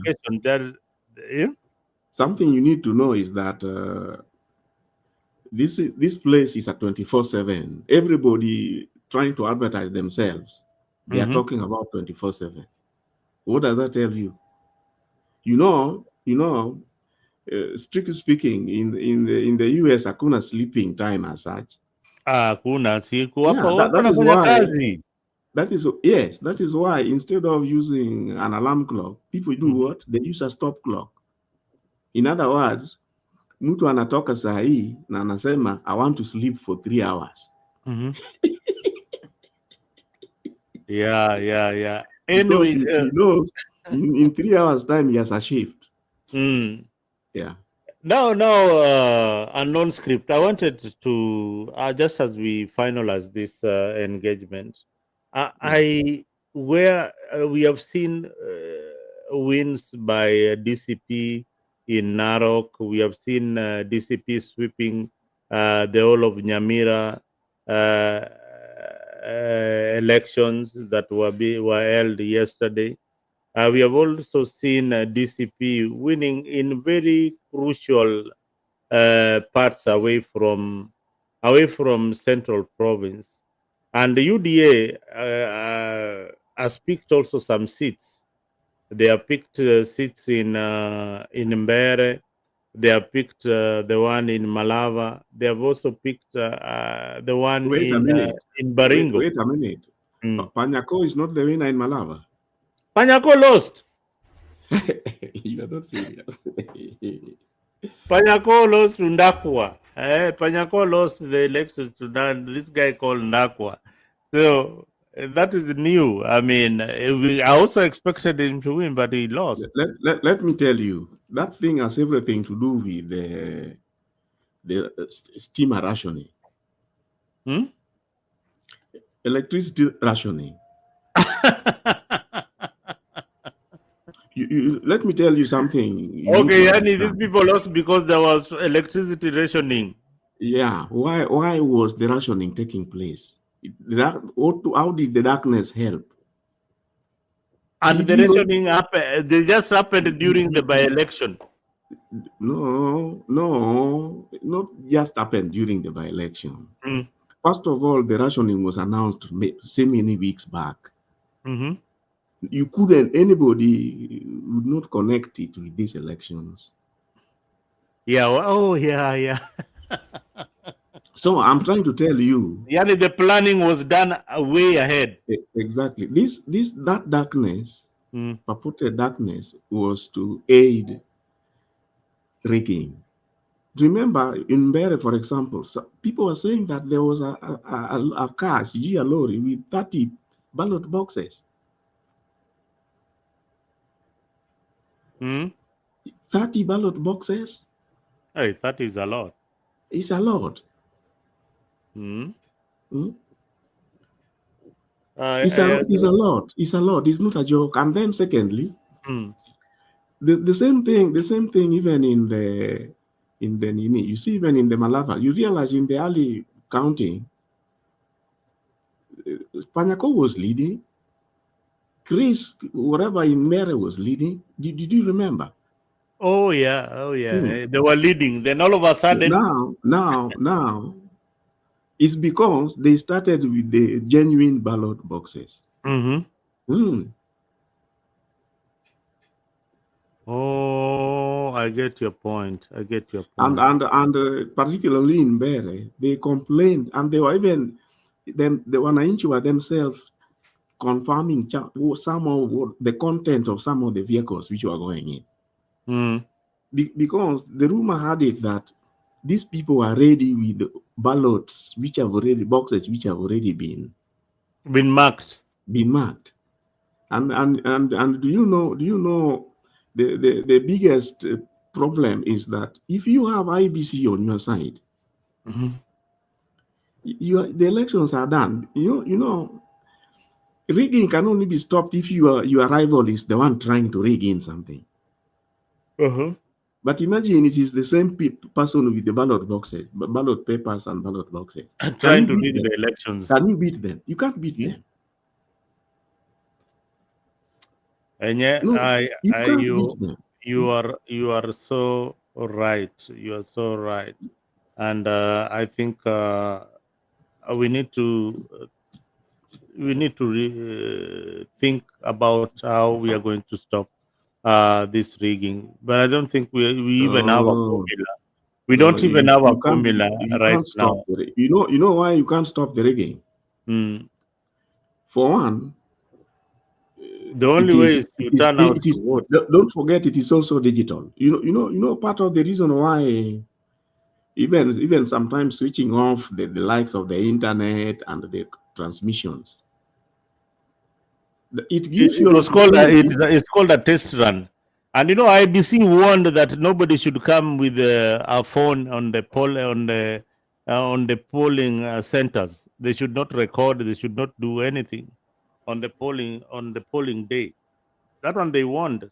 I think you know what. Then they didn't get the correct script from Zakayo. Things like that you don't do in advance. What you do during when the activity is going on,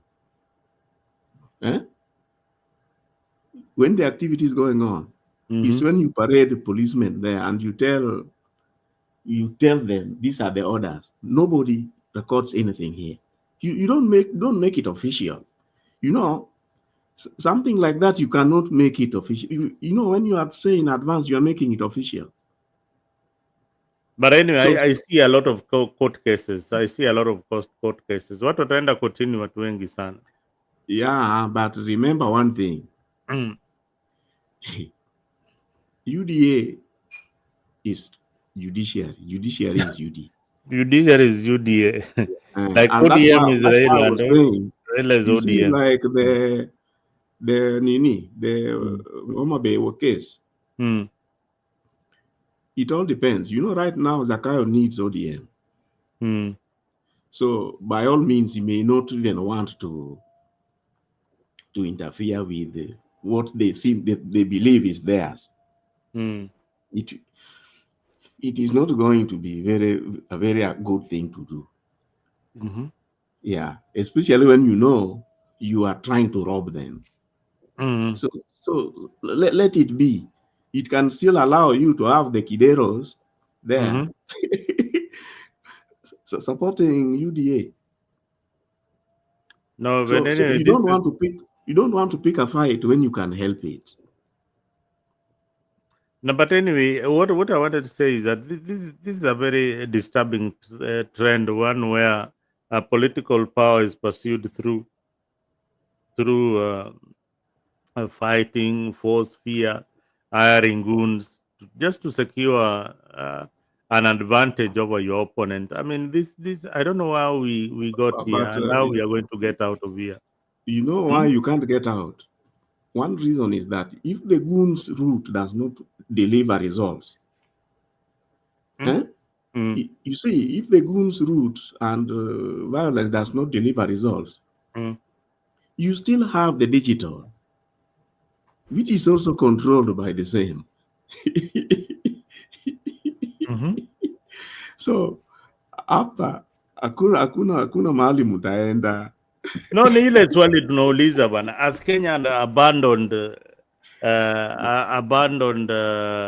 debate in politics and replaced it with political thuggery. Hiyo tunaona. Have we replaced everything with the political thuggery now? No. Na unasema hakuna mahali tunaenda. Hakuna mahali mnaenda. In fact, let me tell you, unakumbuka ile atupangwingwi? Unakumbuka hiyo that slogan? Atupangwingwi. Yeah. Saa hii ndio mtajua mtapangwa na mtapangwa proper. Tutapangwa proper.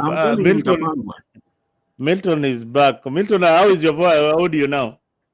It should be good now, right?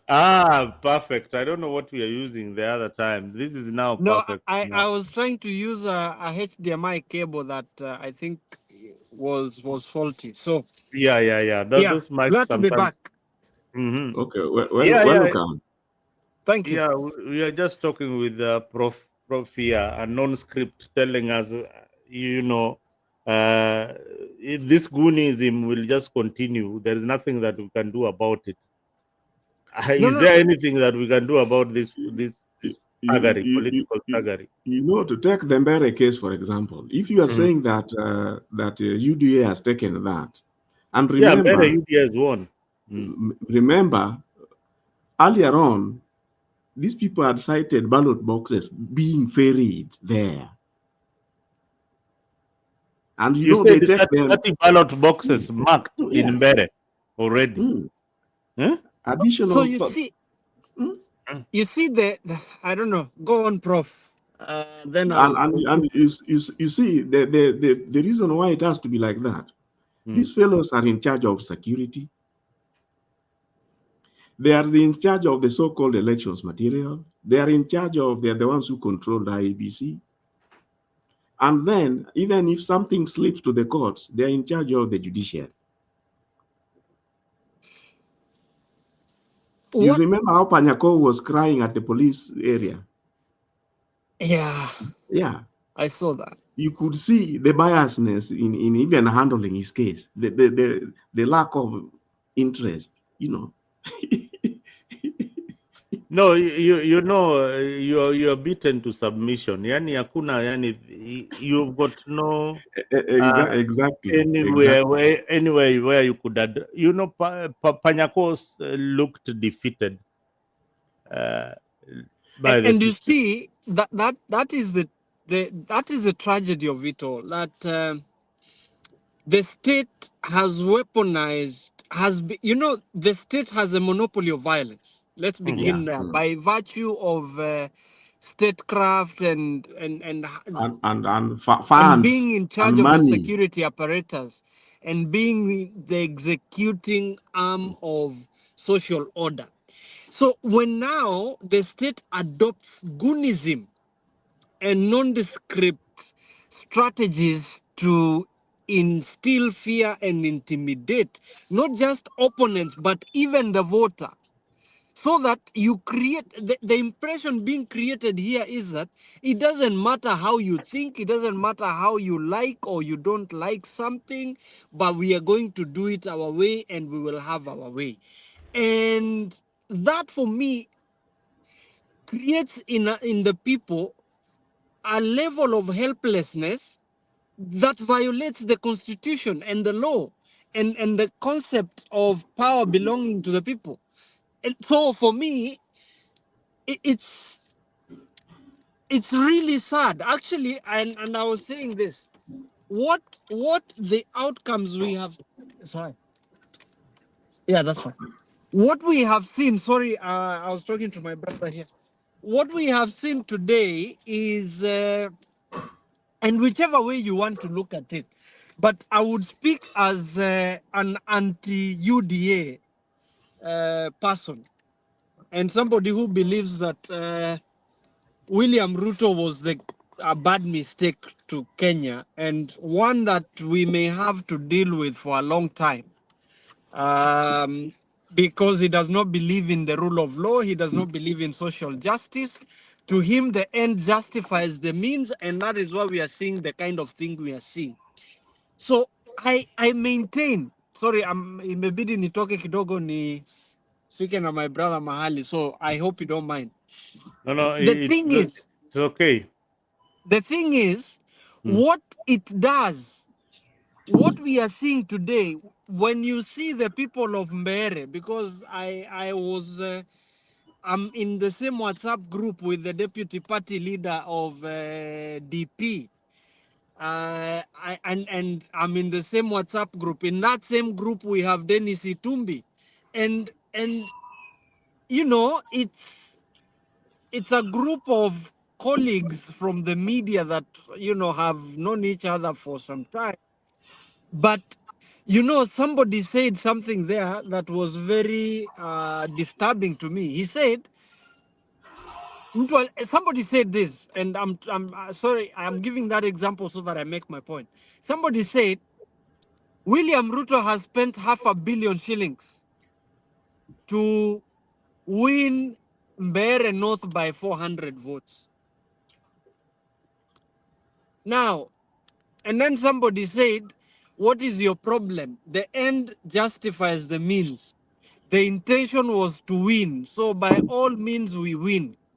Now, I am based on that sentiment alone. And then another person, I will not mention their name, says voters dislike or hate mean politicians. And so it has left me actually very discouraged. That what hope do we have in our people being able to discern and vote because the person represents their best aspirations and their interest? Because right now what this has done is that, you know, UDA has gone against the grain and won in Malava, gone against the grain and won in Mbeere North. Spent a lot of money in Nyamira, unfortunately, and that gives me a bit of hope. Nyamira, my home county, they spent, you know, like 3 million shillings every day, but they lost the 3 by-elections in the 3 wards. But for me, what this means is that we are going on theft on steroids between now and 2027. Everybody is going to, they've got the impetus to steal because they know it doesn't matter, voters, it doesn't matter how they are suffering, they will vote with money. So utamwaga pesa. So iba as much as you can, kuja na pesa, mambo ya sera hakuna, ile kitu itaongea ni pesa.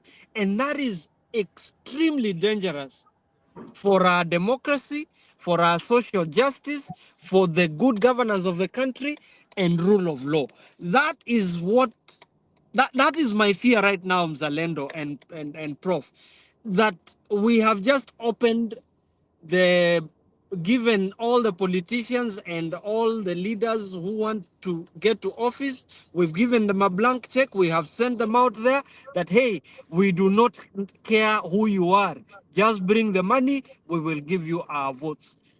I am so worried about what is going to happen between now and 2027 and the caliber of leaders we are going to have after the next general election.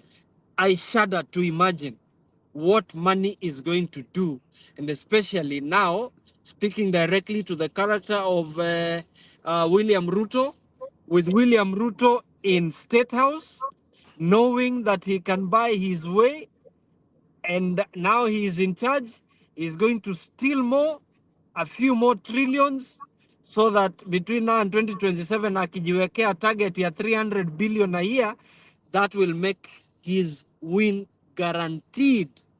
Not because people like him, but because people will forget their pain and vote because of the money they will be given on election night.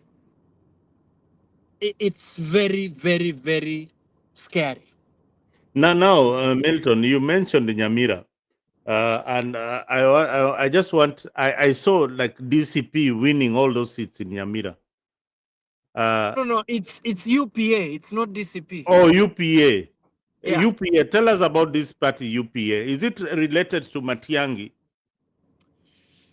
Well, UPA is a party that is still shrouded in mystery, but it is believed that this is a party that was fashioned by Matiangi just before 2022 elections.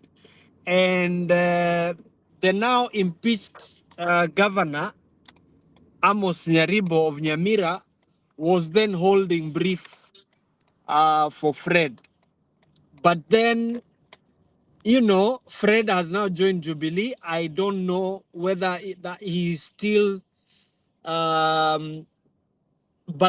he's still associated with the party. He campaigned for those three MCAs that have now won. But, you know, so it may have been his party, but then as the dynamics changed, he is now in Jubilee, and there was a legitimate expectation that he was coming back to build that party. And my understanding is that former President Uhuru requested that, you know, he is going to give him the support and if he could take up the party. Jubilee as deputy party leader and presidential flag bearer. So that is the much I know about DCP. I mean UPA, and I had the opportunity to sit down with Matiangi just before he left the World Bank, and he never mentioned. He was clear to me that he had not at that point in time made a decision about which party he was going to run in, but there were several that were, you know, warming up for him. One certain assured position is that UPA will be part of the configuration that will have Matiangi. One way or the other, UPA will be a partner in that coalition. I think it's high time that he owns it. He owns that victory. Yeah. Although he was maybe not seen on the campaign trail or he was working No, behind the there. scene. He was there. He was there was this it? past week. That is He good. campaigned for them and he's owning it. I have seen a few. Kibagendi has, you know, saluted him. I have seen Omingo Magara. All of them have said. And the message generally is that that was Matiangi's win because obviously of the historical association with the party, but also because he came out to campaign for those three individuals who have now won the seats. But I think there is hope. If Nyamira is anything to go by, there is hope. I can actually reveal here that on Sunday, we were speaking with some of my friends who are involved. One of the by-elections is actually in my ward, Kule Nyumbani. And so we were really, there were serious concerns about the effect of the millions that had been poured in. And there was genuine concern, but our people have demonstrated that money is not going to be a factor. And if you have seen, there was an attempt by Silvana Sosoro and Jafet Nyakundi to try and intimidate people using statecraft. That was rejected. In fact, Osoro and Nyakundi did not set foot in any of the three wards. Now, Milton, I really wanted to ask you this question before I bring in a non-script. Yes. There is something so unique about the Kisi voting pattern that I have not been able to understand. What is that? First of all, these people, they vote for any political party or candidate that they feel is going to deliver for them. They don't vote on political party affiliations or because there's a lot of money that had been poured in Kisi. Now, I want to understand the voting block in Kisii. Is it that the youth are the ones who participate in the process, or the women? Because I can tell you in Nyanza, Luo Nyanza, where I come from, majority of people who are participating in this election majorly are women. Majorly are women, and when they give you their word, they will definitely turn in the polls. But in Kisii, the last time I checked, somebody told me that in Kisii, if the MP is not performing, they would stop him and tell him, "Hey, we are not taking you back because of this road." Just tell me about the uniqueness about Kisii politics. No, I think Kisii politics from over the years, and it has to go back to the independence, or independence period, where there was genuine disagreement between siblings. That is what it was called at the time, because it is said, and those who are more knowledgeable on that piece of history, it is said that in 1966, when Jomo Kenyatta and Jaramogi differed, Jomo Kenyatta wanted to appoint a vice president from Kisii. And at the time, what was said is that there was the fight between Nyamwea and Sagini. And it is said that Kenyatta asked that they agree on who between them will be the vice president. And they couldn't agree. And the outcome of that is that it has been said that then the Gusii region missed the opportunity to be the second, to produce the second vice president in the 60s. And that has given, if you look at the caliber of politicians that have emerged from Kisii, from the George Moraras, coming all the way to Anyona, Zabuya Abuya, Mageto, and everybody, there is a lot of independence of mind. One of the things that I know about our people is that, and I'm glad my brother Mise is here, our people are fairly independent. We are not, the average Kisii person would rather be poor but tell you their peace of mind. And so that has given the community and the society the opportunity to be able to develop a political mentality where people would look at individuals regardless of which party they are in. And I think in the history of Kisii politics, only in 2002 were we able to vote.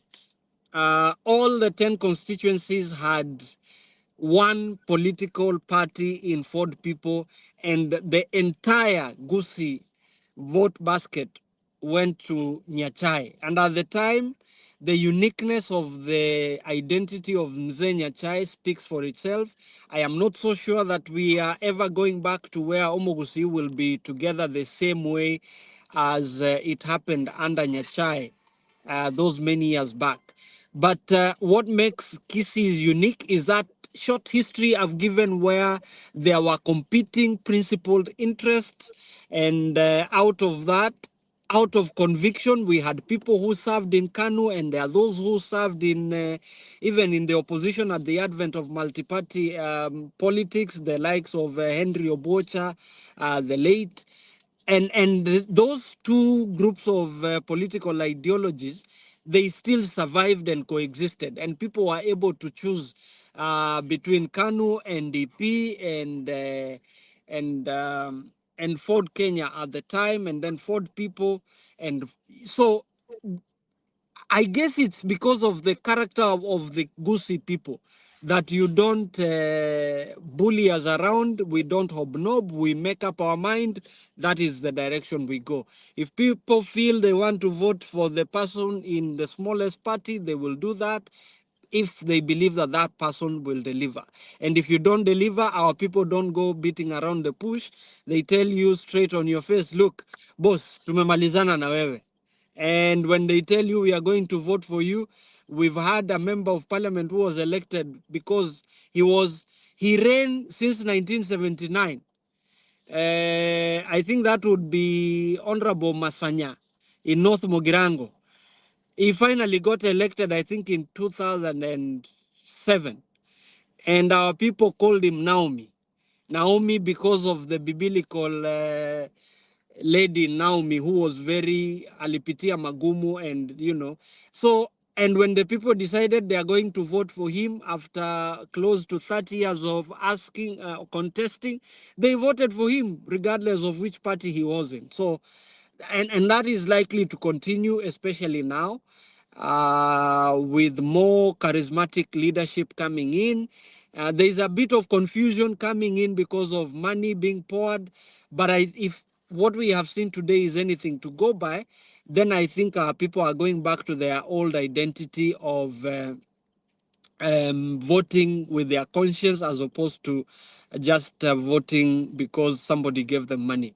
I don't know whether that helps clarify that myth, if you like. Exactly. I think now I get your point. Let me welcome, before I welcome Mise and Eric, let me welcome a non-script. You've been quiet for some time. I know you Yeah, have. maybe Yes. I could have an input Yes. in there. Is this the missing person I know? Mise is the same Mise, the same culprit. We have been on these corridors for how many years now? He has just been missing like his name. No, Mr. will tell you how you people have been fighting us. You fought us for many years, but we won the battle. But we are still soldiering on. We will win again in 2027. Yes, This is the same Mise, I'm still the same. 2027, Nick is alone. I'm not in the camp that we were before. Are you saying I'm on that you're in Matiang's camp, broad-based? so You are in broad-based now? I'm not. I don't. Anyway, let him speak. That is but premature.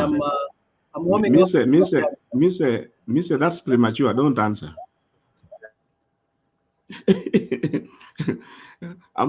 Mise also talk to Baba. Most of the people who have comments here, they are two-sided. There are things they were told when they were together with Baba, and there are other things they shared just with Baba alone. So this is the time to reveal whatever Baba told them. You shared. Regarding your point on the voting, something else you need to look at. Don't see too much in the voter conducts in this, because this is a by-election. And remember, that place in Kisii where you are saying you think the people decided, I don't know whether you are aware that there are rumors that this fellow spent Karibu 25 million in just one ward to lower the voters. That is what is there in the grapevine. So in other words, there were only 3 elections. So the Soros had all the time to focus funds and what have you on in this particular area. So if you want the will of the people, it was influenced in all directions, and it will not be a good thing to try to draw any serious conclusions from what has happened. I think that is my take. Now, regarding the other elections, you see all these places where UDA surprised all these guys. You realize that in the beginning, all of them, the difference in range in voting, it is very interesting that where somebody gets something like 400 votes in some sections of where Panyako was, the next nearest follower was like 20 votes. You get. There was no general, what have you, anything. And for me, I think the whole issue is about UDA rigging the elections. And they put it the last time when everybody, the other fellows had even started celebrating. I think supporters of Panyako already started celebrating. Yeah? Anybody who was predicting, even in Bere, the same thing. But in Bere, some people say they noticed ballot boxes being transported, but they lost track of where they ended up. And if they were ending up in the polling stations after call it after 7, 8 p.m. And remember, I told you about the issue about electricity. Is it where were people almost fighting? It was also in Bere. Yeah? And then now they started tracking the Rukus. The Ruku was hovering around all over the place. And he refused to open his car. Yeah? You don't know what these people were transporting. But given that the IBC was leaning towards UDA, that was a very wrong footing to start with. Because it means you are up against the referee. Can you win? Yeah, anyway, I think welcome somebody else. Yeah, let me welcome Eric and Mise. Anyone of you can go first. Eric, you've been quiet for some time. Karibu. Eric, if you're there. Okay, let me Unmute. and Yes. Can you hear me? Yes, I can hear you, my brother. Tell us happy Thanksgiving. See my Happy Thanksgiving. Your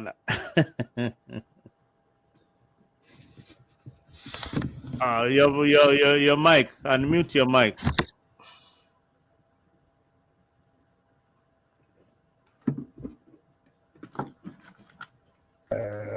Yeah, sorry that I did a mistake. Nasema happy Thanksgiving kwa wale watu wana celebrate these white people invading other people's country and almost finishing them. Alafu wakaenda waka celebrate na Turkey. Yeah, so yeah, they decided to see story ni when they landed walikuwa wananjaa sana, then the natives wakapatia Turkey and then wakapata nguvu wakafie kama natives tena. Typical white people, eh? Yes. So nimesikiza kidogo what people are talking about. I've been following through bits and bits of information coming through. First of all, yani, I can say I see kama it was like a taste of how these people are going to run the election. Wame fall flat. This was like a sham, and Nikama, it was most of these things were predetermined, and the amount of this is just a by-election.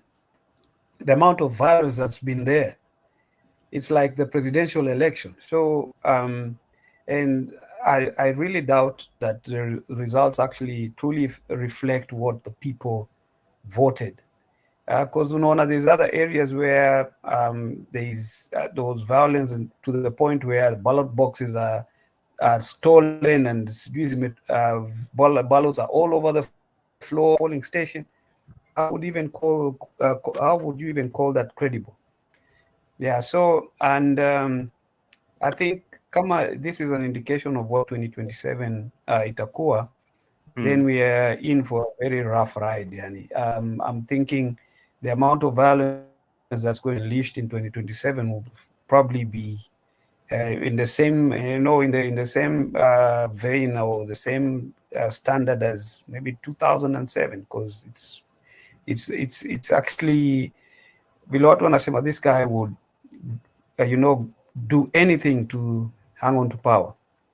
So I think easy by elections, just how it's they've operated on wakina Rashid Chesa huko, they wakina Weta, they've unleashed Goons huko Kabuchai. Panyako was seen on the media crying, watu wanamcheka, but the guy is saying these people wanted to assassinate me. Look at my car. There is a bullet hole over AK-47 there. Hii ni a pistol. So unashindwa, is it like a matter of life and death that they need to win those seats? Ni kama this guy feels if I don't win all these seats by hook or crook, it open up a floodgate, as in 2027 will be very tough for him. So he has to win all these seats by any means necessary. And it's actually it doesn't paint a very good picture of what's going to happen in 2027. I agree with you, Eric. I agree with you that this doesn't paint a good picture of what is going to happen in 2027. Let me also hear from Mise before I welcome back Brother Ben.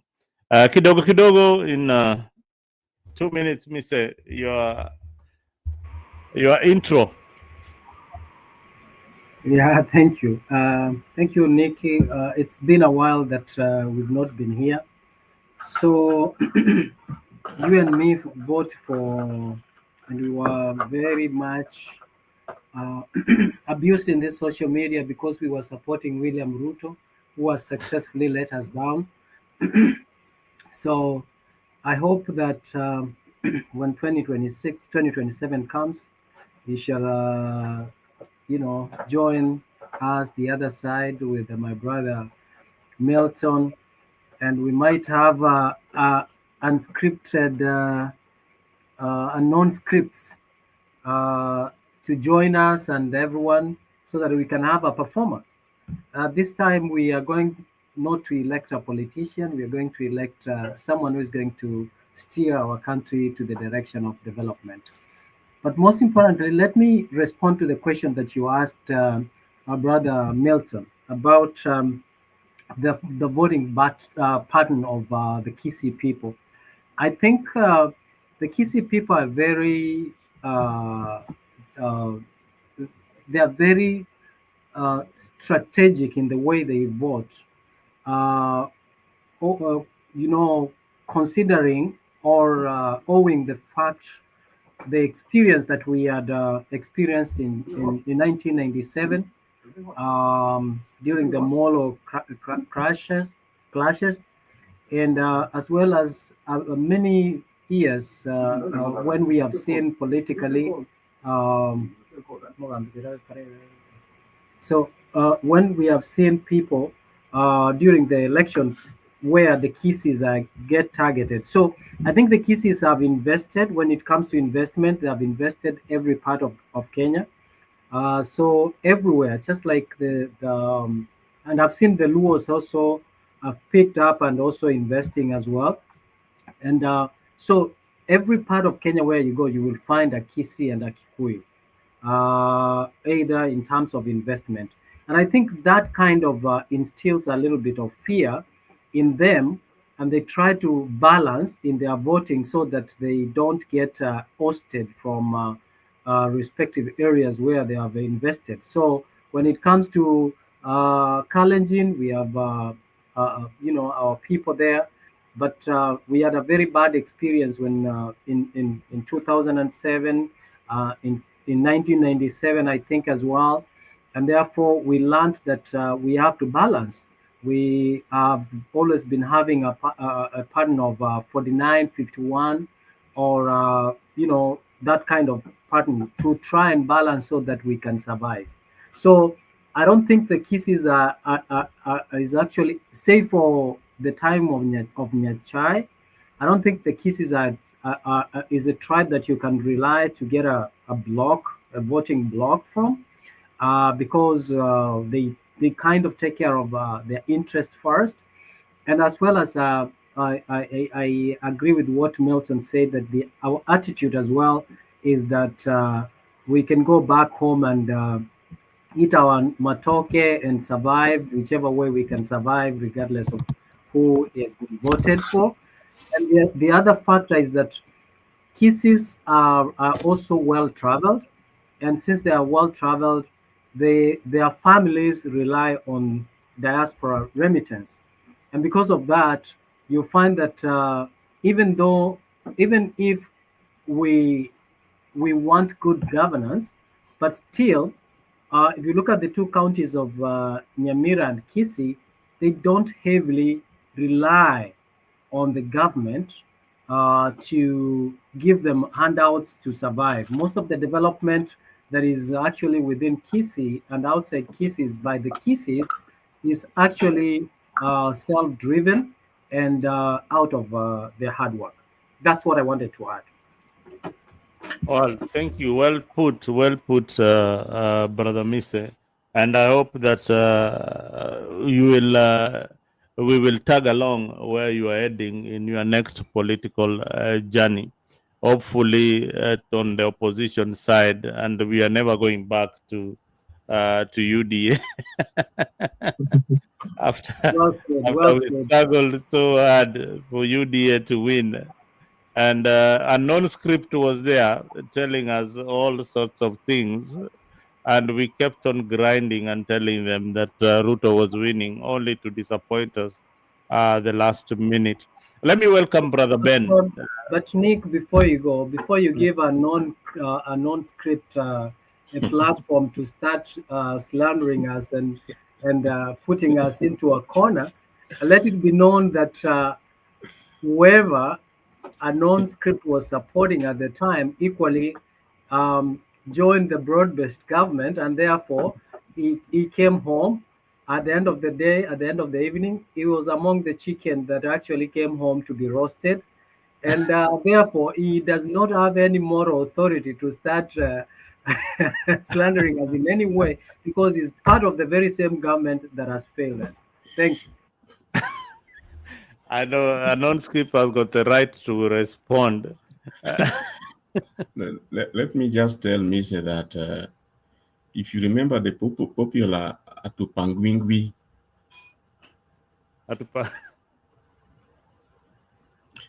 alafu during the time Zakayo told you, wacheni tu ntawapanga, and that, believe me, that is what is happening as we speak now. You see what has happened in Bere. Come 2027, as much as Mr. may not want to believe it, Zakayo would be having would be like the front runner. He'll be like defending his seat. He'll be defending his seat now. That is the platform from which he will be doing things. But more so, personally, what I'm trying to say is that the biggest challenges to this is that Zakayo is in charge of, call it the police. You see, if the police tolerates what's happening, that is where the thing is. If the police would not tolerate it, these people would not have taken extra ballot boxes to Mbeere today. They would not. But you see, they needed that cover of darkness. And then when they are, imagine the ballot boxes are being escorted by the police. You get where you are from. And then the person who is receiving them is also the IBC. And by all means, you'll all agree that IBC is UDA, UDA is IBC. Now look at the number of deaths that have taken place. You see the number of deaths that have now happened in for example, in Omabe. And I saw somebody talking about last year, I think nine more deaths. Really? Crazy. You know, you can see something is seriously wrong. But the people who are in charge of the machinery to put things right are playing along. By the end of the day, it will not matter what the voters want. It matters exactly what the authorities, people in authority want, and what the people who are counting the votes want. And if you can get out of that, I think your problems will be half solved. If you get away from the idea that the winner depends on the people counting, your problems will be almost more than half solved. Anyway.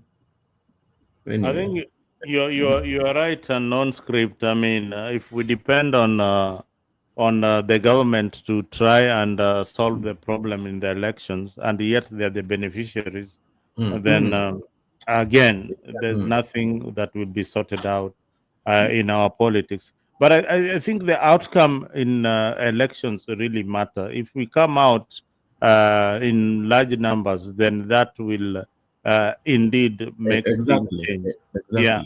That is what happened during Kibaki and Moi. People turned out in large numbers.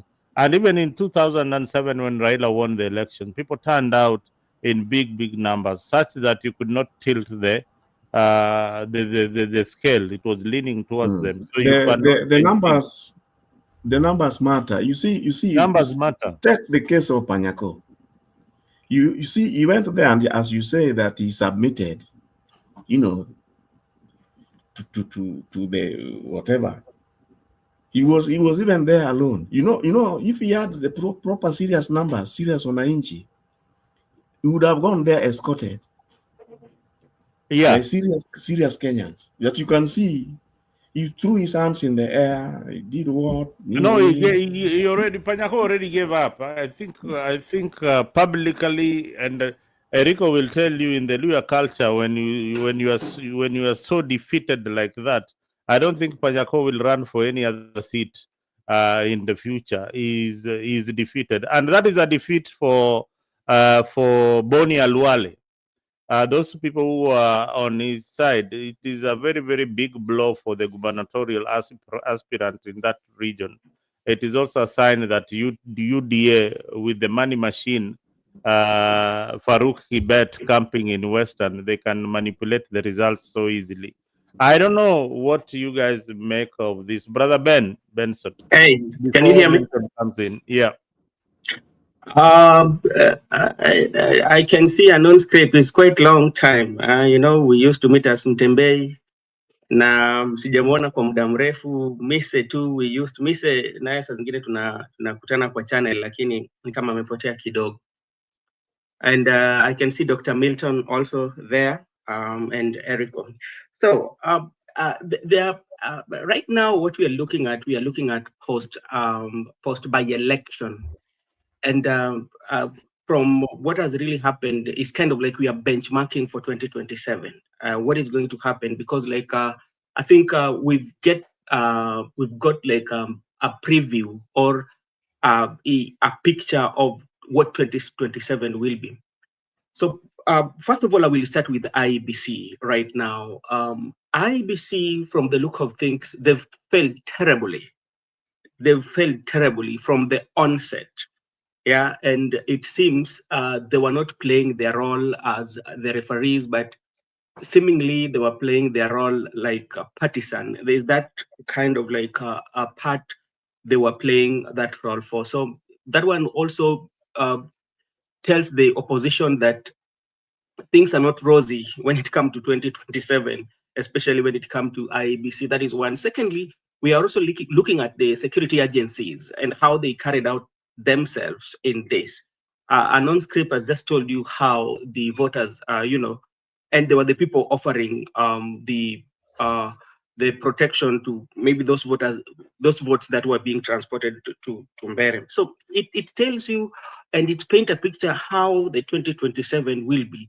Is that like the vote that you're going to during voting, sometimes your vote might not count, because despite for you waking up very early in the morning and go and vote, the results will already be known of what is going to happen.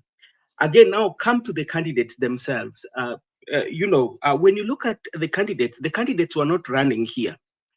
What was happening here, it was a battleground for supremacy. We are talking about, when you look at Mbere, it was a battleground of President William Ruto and Rigathi Gachagua, even though Rigathi Gachagua did not fill in a candidate, but he was the face of that candidate. Because if you look at it, he participated well as compared to JB Muturi. How many times did we see him walking in the morning, going door-to-door and door campaigns, which Muturi did not do? So it was a battle of Rigathi Gachagua and President William Ruto.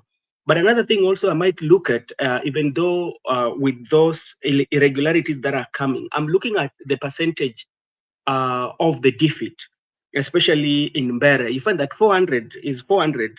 That is a very, very, very small margin. Take, for example, if the grounds were leveled, do you think they could have beaten the opposition? No. Yeah. So united opposition still has a chance, despite the fact that all the intimidation and goonism that we witness, but they can still score that. So that one also give them an opportunity to evaluate themselves and say that how are we going to carry ourselves in 2027? Because they've seen the loophole. Is it that one is about resources? They need to have a lot of money for these campaigns, because like if they don't have a lot of money, that one will also point at their defeat in the next general election. Secondly, is also they need also to be very strategic on how they are going to campaign, you know. And lastly is also their unity will matter, you know. You see, like when you look at even Kasipul, for instance, where Oyugi Magwanga came in very late, because like it was only a week to election. That's when you're coming and you're supporting a rock or a candidate. He ought to have come in so early and made that campaign so that those decisions could have been made. Because like with him coming late and the propaganda, that made him not to perform well, due to even to the fact that he's somebody that has a very big influence in Homa Bay.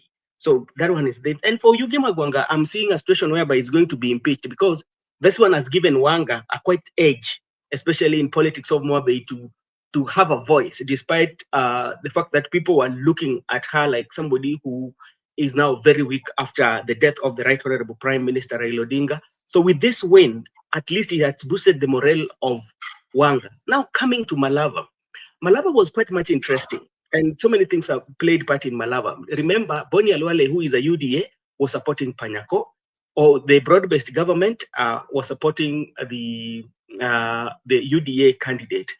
And this one is a plus to President William Ruto, if you look at it politically, because Farouk Kibet, who is an aide of president, camped in that area.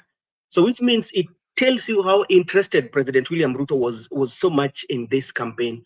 By him winning, even it is with a smaller margin, but it is a plus. Remember, the Right Honorable Prime Minister right now is no longer there, is dead already, and he used to control especially the voting pattern of Kakamega, the voting of Vihiga and Busia.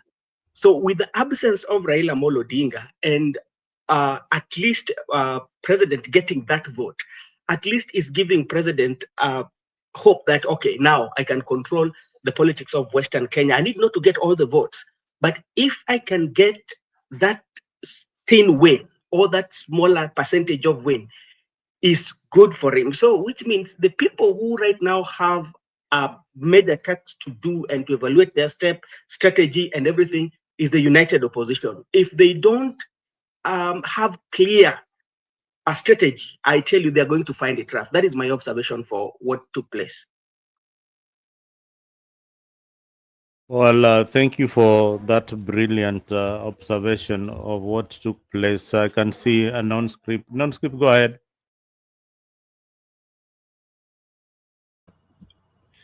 Yes, bro. Benson, how are you?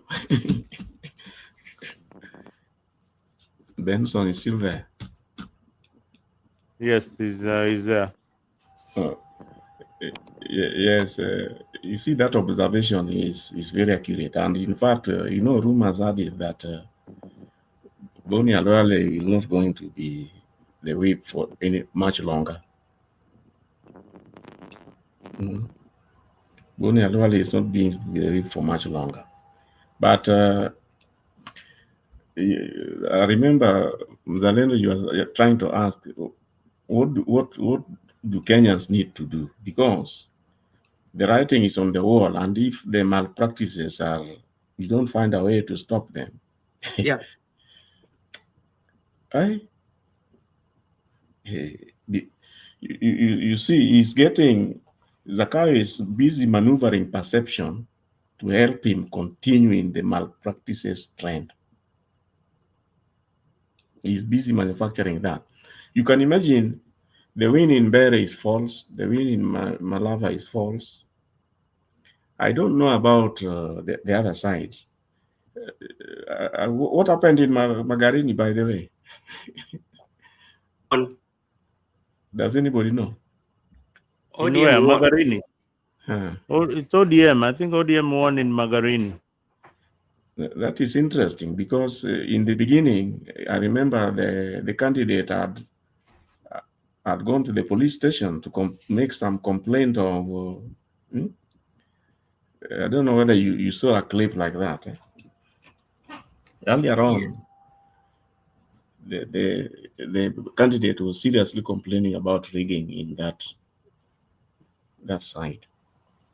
But nevertheless, the biggest challenges here are how do you wrestle IEBC out of Zakayo? Believe me, the solution for a proper election going ahead lies entirely on that. How do you wrestle control of IEBC? Because it is quite evident out of Zakayo.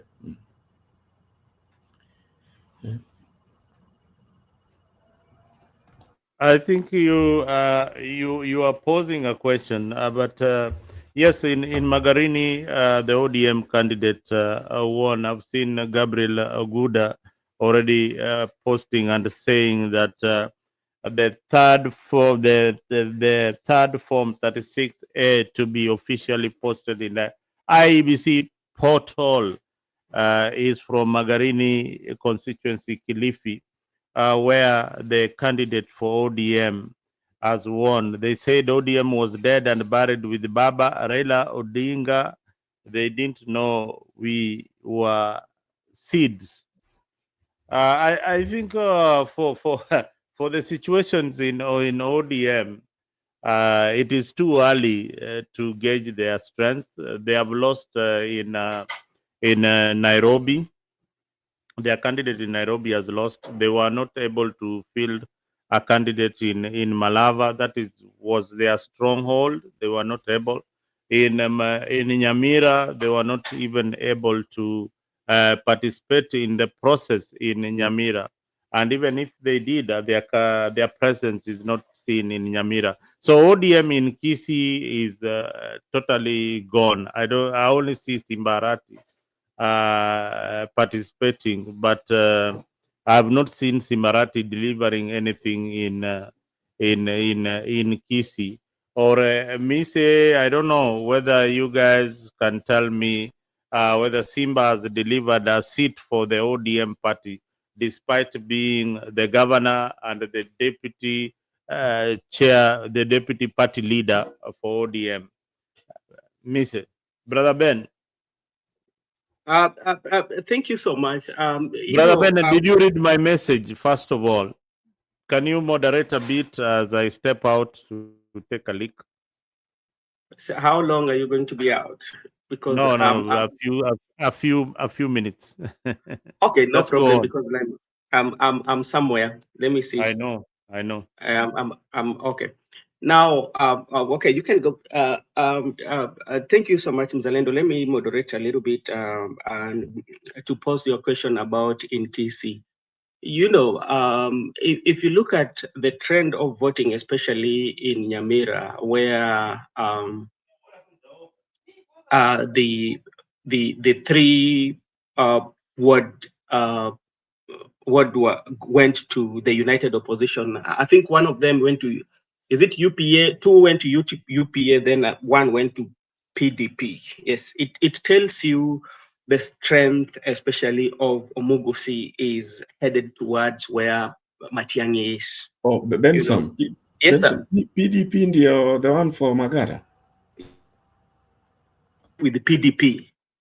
2 went with the PDP is for Magara, is it? Or for Ningo Magara?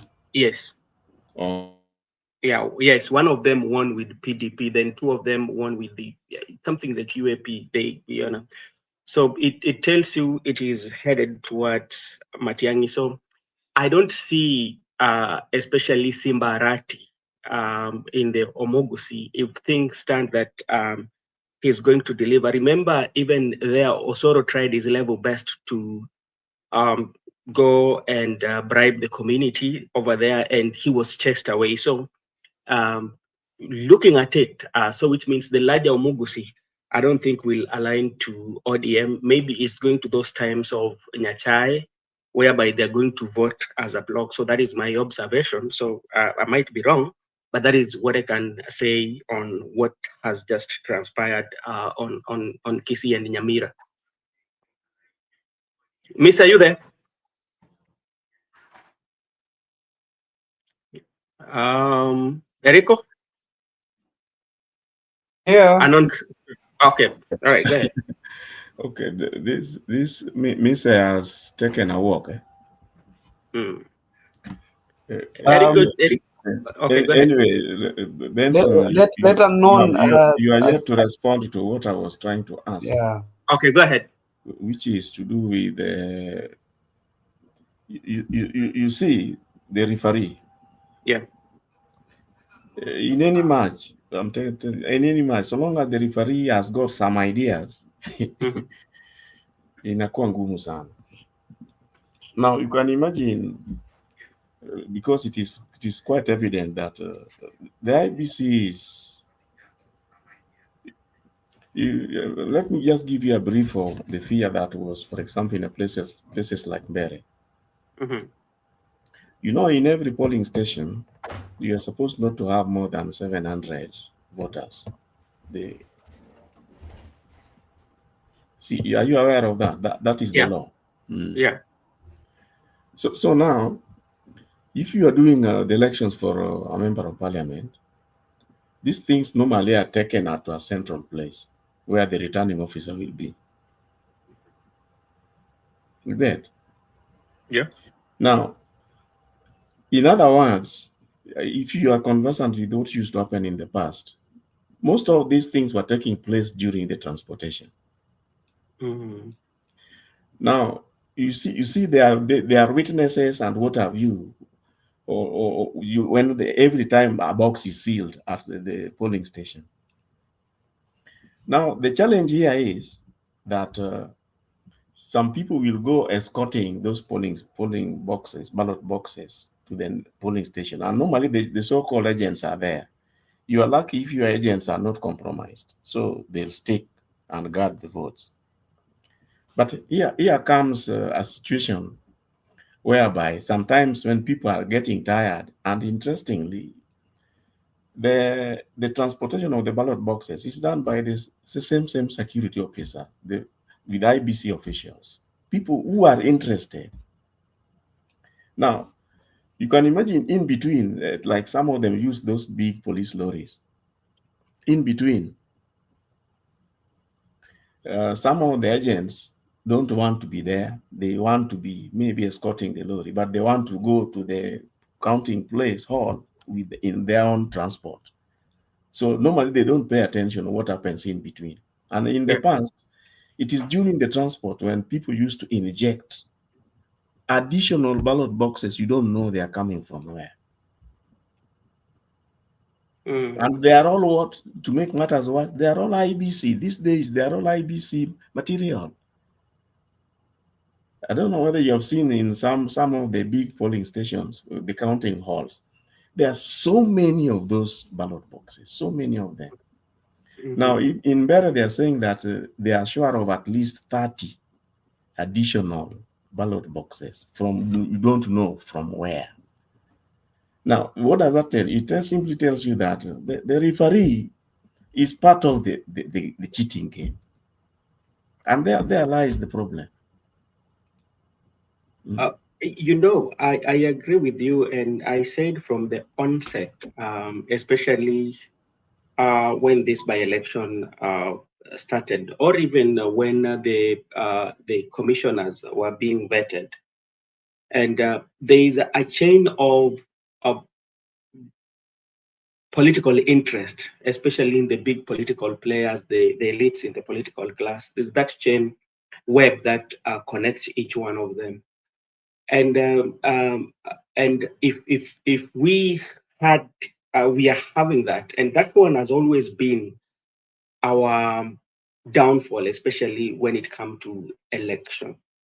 Because just to give you like maybe in the initial stages, especially now, even the member of parliament elect from Mbeere North, there was that red flag that was pointed out by an anti-corruption unit. But what happened? The IEBC went ahead and gave him the clear to run.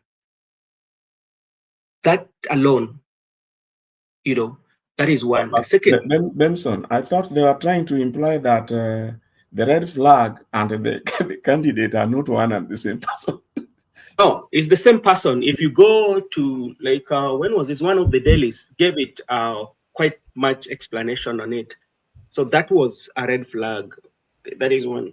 Then secondly, when you look at the laws that are governing the election, we know very well that especially there's amount of money that can be used in the campaign. If you look at a mere constituency, we can use over 300 million money just for campaign. And the government officials who are not supposed to be campaigning, you see them in the campaign trail. Again, that's violation of electoral laws. And that one, the IEBC did not point it out. And they're still saying that they've not received no complaints and they've not received any information about that. Then you just go to the eve of election. What happened in Malawi? The violence.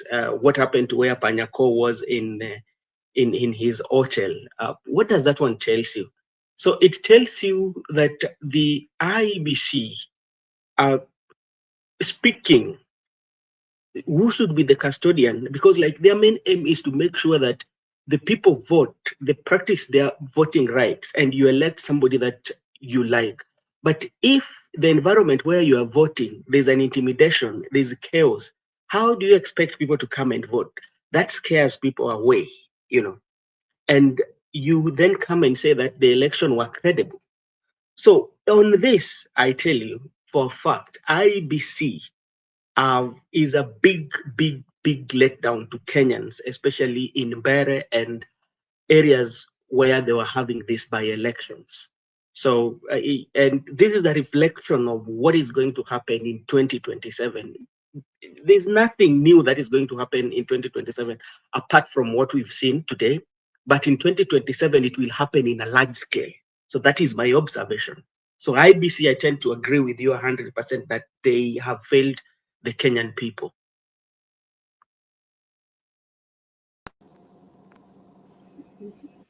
Yeah, let me add something with regards to IBC. On the issue of that, is it called chapter 6 of the Constitution, when it talks about who can be cleared to run for office and who cannot run for office. If they are really strict on that, I tell you, we would not even had a Uhuru government or a Ruto government. If you are really, strict about chapter 6, talking about who, which person. The one on integrity. Integrity, yes, exactly. That's the one that I'm talking about. If they were strict on that, we would not have an Uhuru government or would not have a Ruto government now. So that we must just forget about that, because most of these people, let's go back during the time of someone like Kidero being the governor of Nairobi. He had already, being fingered for corruption in Mumias. He collapsed the company, yet he was allowed to run. Someone like Sonko is bado anamngojea huko Shimo la Tewa. He is an escaped convict. He was allowed to run. So IBC is just the word independent. We must just put that in quotes. There's no independent IEBC there. And the mistake that Kenyans keep on repeating over and over again after every election cycle, we talk about minimum, minimum changes to the electoral law. We've talked about that in 2013. After the election, everyone forgot about that. Tukaendelea, we accept and move on. 2017, the same thing. Oh yeah, we need to change the laws. We need to fix the electoral law and all that. That's why in the case like Mtukamo Okiya Mutata, he has taken the IBC to court. Imam where your chief returning officer, there's nothing like that. The constitution states that the elections will be declared at the polling stations. Hakuna mambo ya returning officer bombers whereby until they have to verify the count. That goes against the constitution. So the IBC itself is compromised. And what I don't understand is that when all the parties came together, Wakina Kalonzo and that time Azimio was still together. They came together and they came up with names of the commissioners.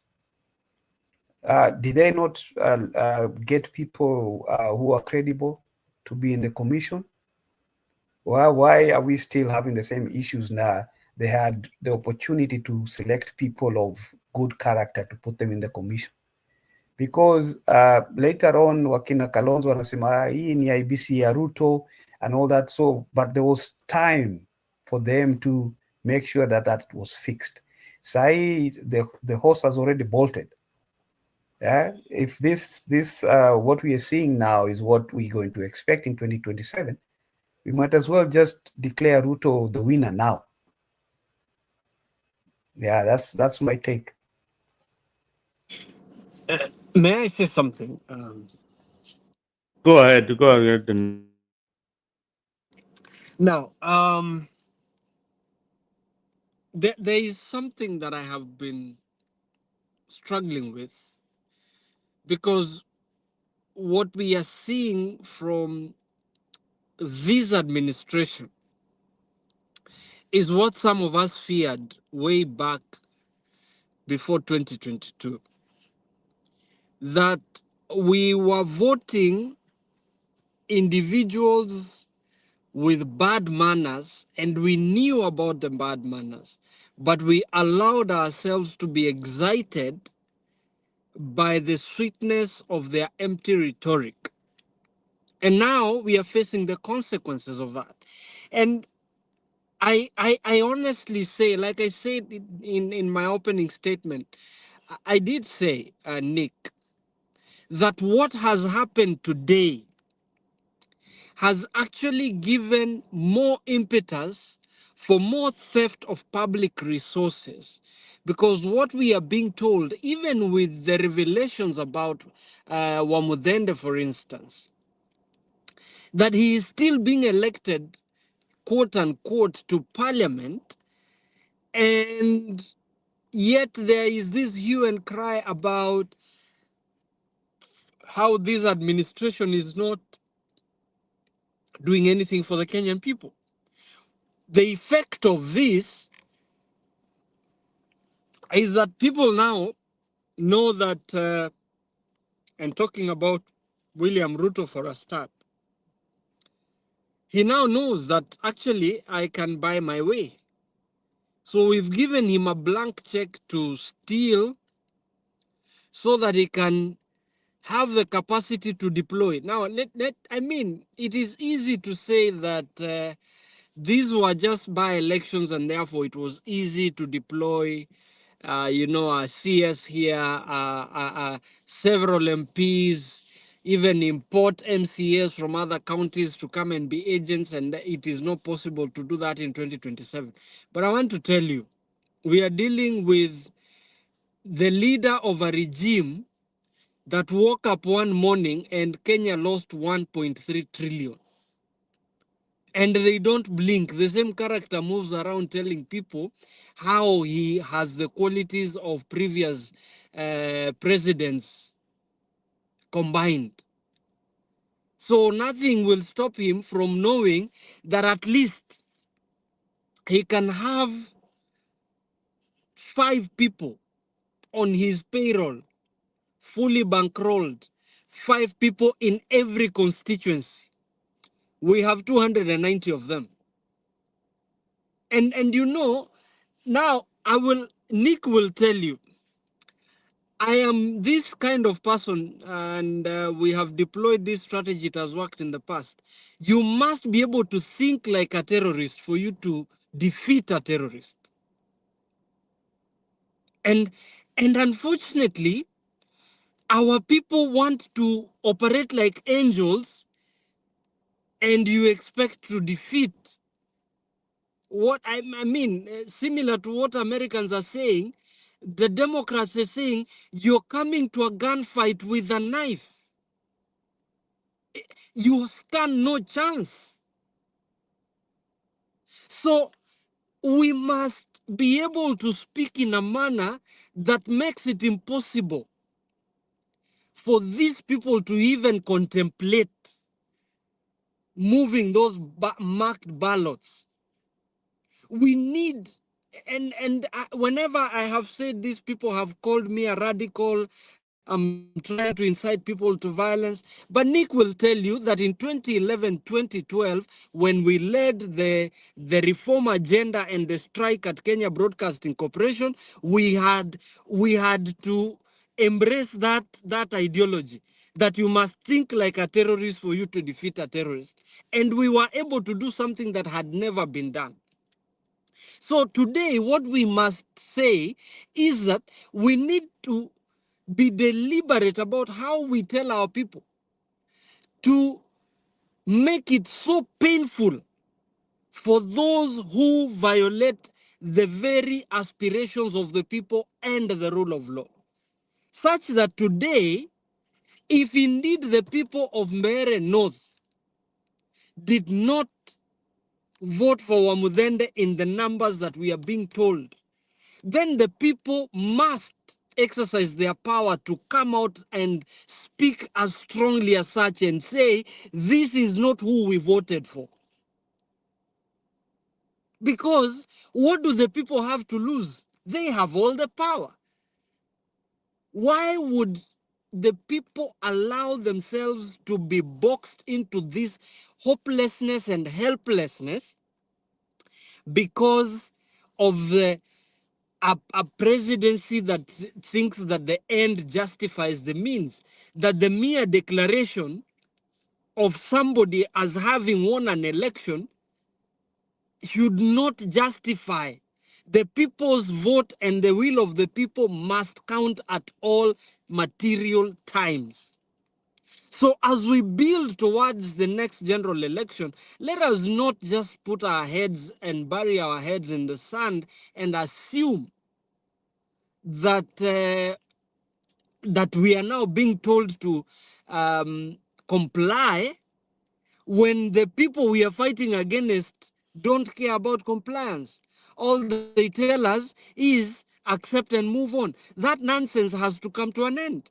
The people must say, we are not accepting that which does not belong to us. And that should be the way to empower the ordinary folk, so that they can appreciate the same way, Nick, we did it in 2011 with the Kazi Bila Chakula thing. It can be done. And we can tell our people that, look, this money you're being brought is not somebody's money. This is not money that anybody has earned. Because William Ruto, for instance, and sorry, I'm trying to make my last point. William Ruto, who talks to people about having sold chicken to the billionaire, now trillionaire status, I mean, things don't add up. We need intellectuals to come and say, look, okay, you have risen from this to this. Can we check your history? How much tax have you paid over the years? Who is going to dig the wealth declaration forms pursuant to the Public Officer Ethics Act and say, look, this man has so much money he's giving. Where is is wealth declaration forms. And I think if we go that direction, we will be able to achieve the kind of outcomes that the Constitution envisages that we will have. But as I conclude, there is a constituency of citizens that must now be awakened by force. The fire, see fire nonsense we've heard from some people must now be fire, see fire on some constituency of citizens, the so-called middle class and the so-called working class.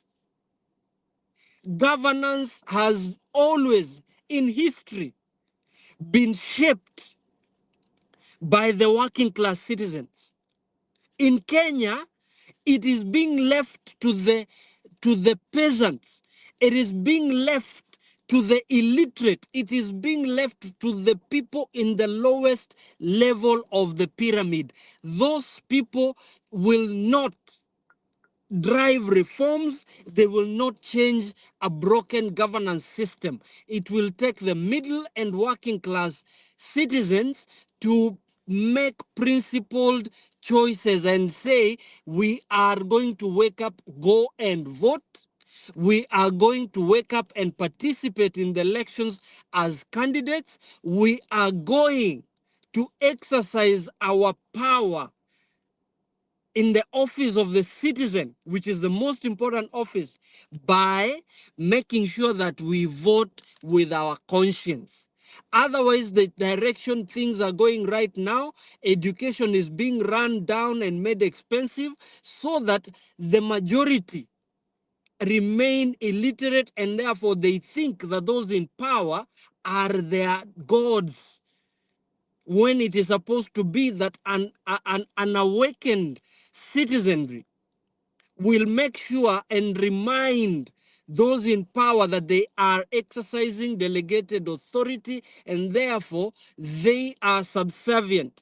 And therefore you do not come and tell us how you know the solutions to all our problems. The Kenyan people have already elucidated in the laws they have passed, including the constitution, on how they want to be governed, the character of those in office, and the conduct expected of those that get the privilege to serve the people in high office. That should be our focus between now and the next general election. So civic and voter or public education is going to be a very important pillar by those of us. Even what Mzalendo and 60 Minutes is doing, and Afrique and everybody, we must endeavor to curate messaging that makes it easier for our people to know that it is not those goons, political goons, that hold the power, but it is the people that hold the power. And therefore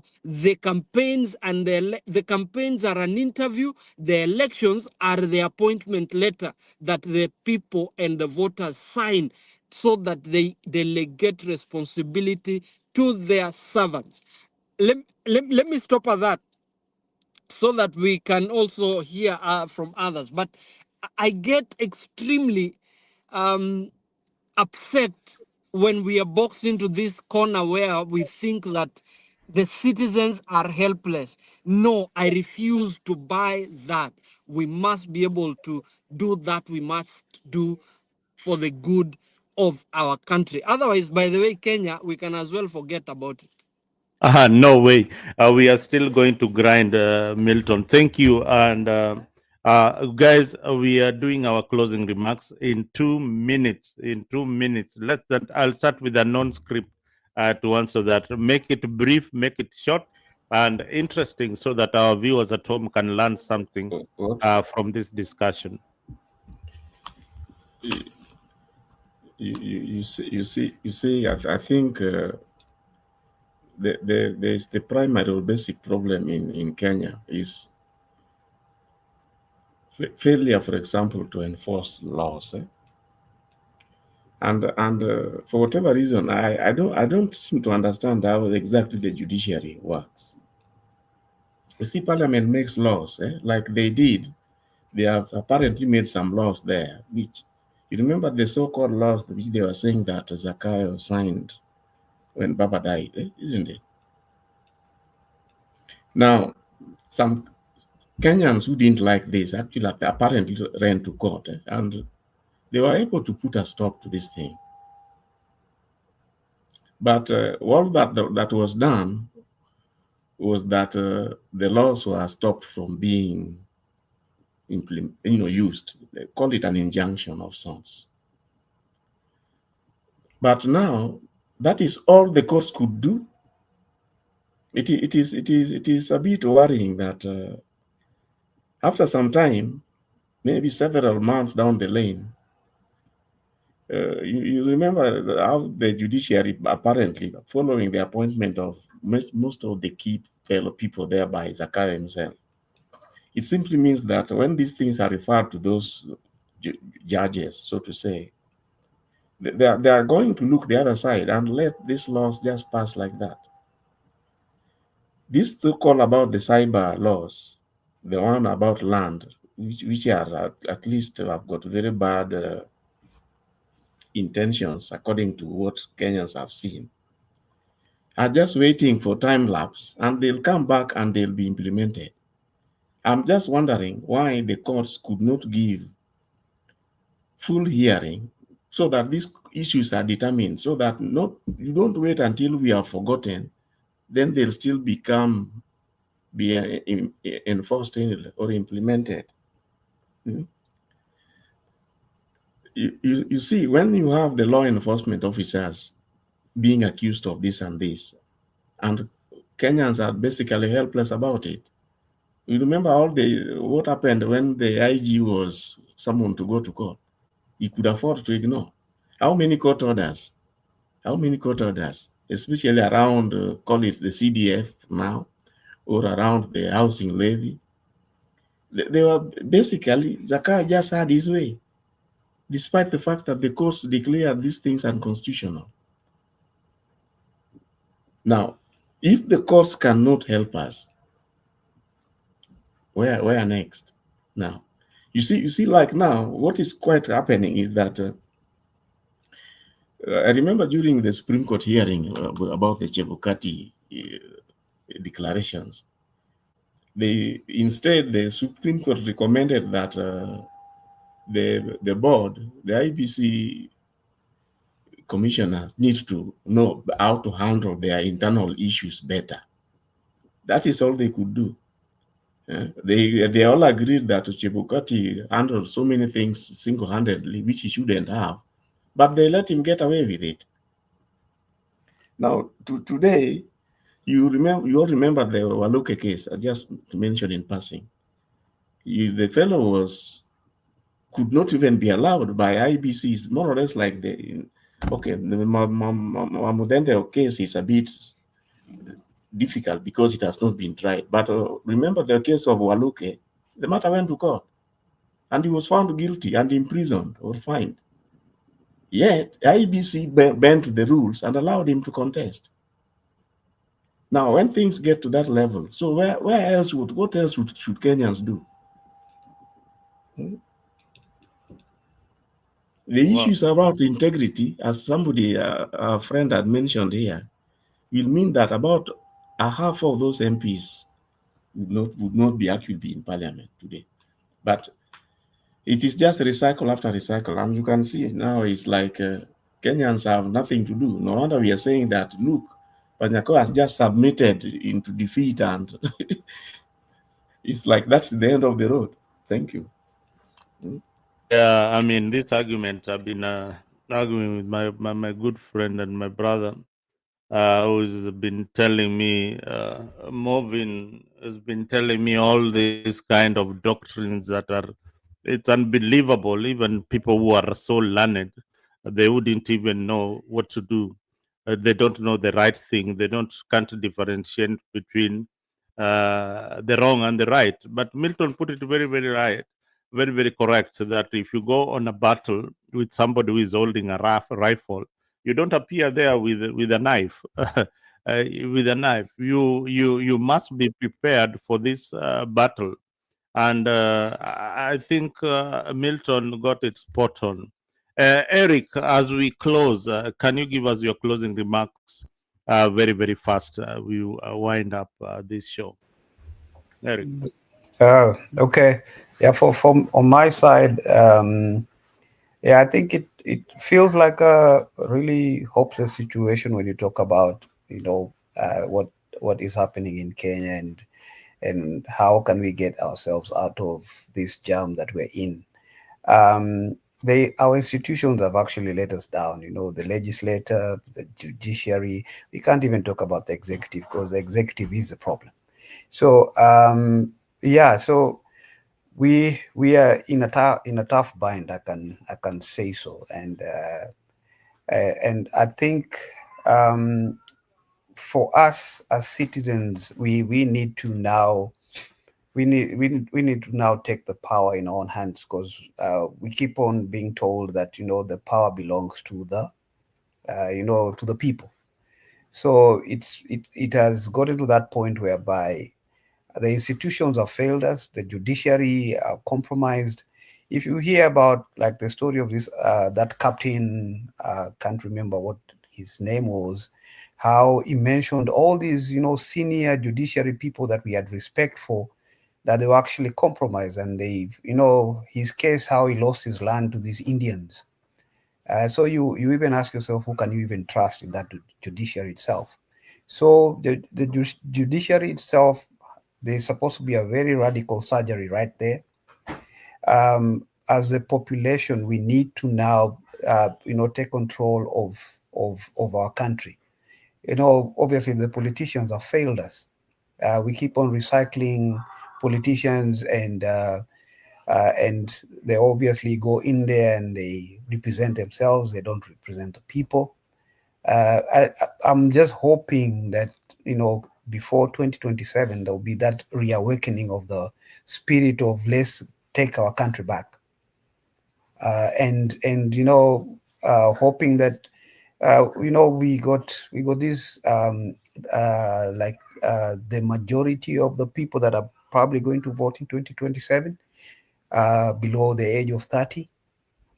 And because the biggest block, if in terms of not in terms of voting, in terms of the population, the biggest, like 70% of the Kenyans population is below 30. So we are hoping that all these Gen Zs and Gen X come out strongly, and make their voices heard in 2027. And I think it's gotten to a point whereby we need to seriously guard the votes. This thing of Murkomen telling people that, no, you vote and you go home, we had that before, and we know the results of what happened.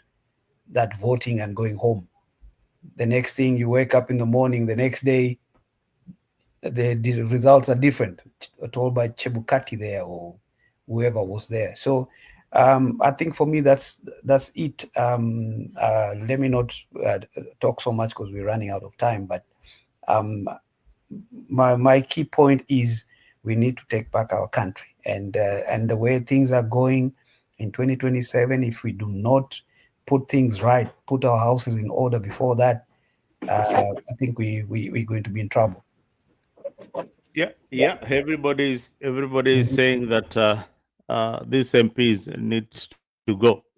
Parliament, poleni sana. These people are coming for you in 2027. I'm quite disappointed with the Gen Z's lot. I don't know whether they are taking votes. They are so disappointing. They didn't turn out. They didn't even show their significance in these by-elections. I don't know, but that is my take. They need to be active in the politics. Brother Ben, your closing remarks. Then Okay. then my Nyakundi can close. Yes, thank you. Okay, thank you so much, Mzalendo. To me, my observation is this is just a reflection of 2027, uh, uh, and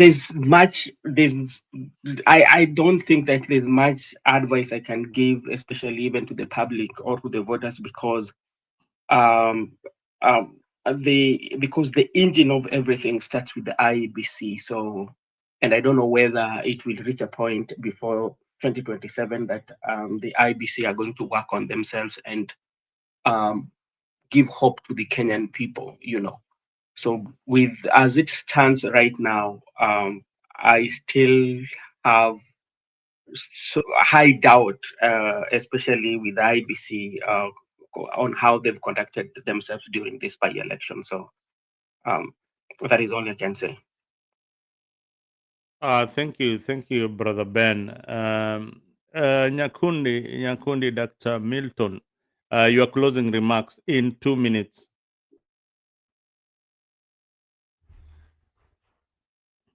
Your mic is off.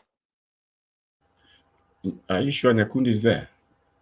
Nice. Oh, Nyakundi is not here. Nyakundi is not there. Nyakundi, No, I was here. He was okay, your closing remarks. I saw him. Thank you, Daktari. Your closing remarks. Let me say this. Let me say this very briefly. The people have the power. The people cannot be helpless. The people must refuse to be boxed into this corner where they think that those in leadership are absolute.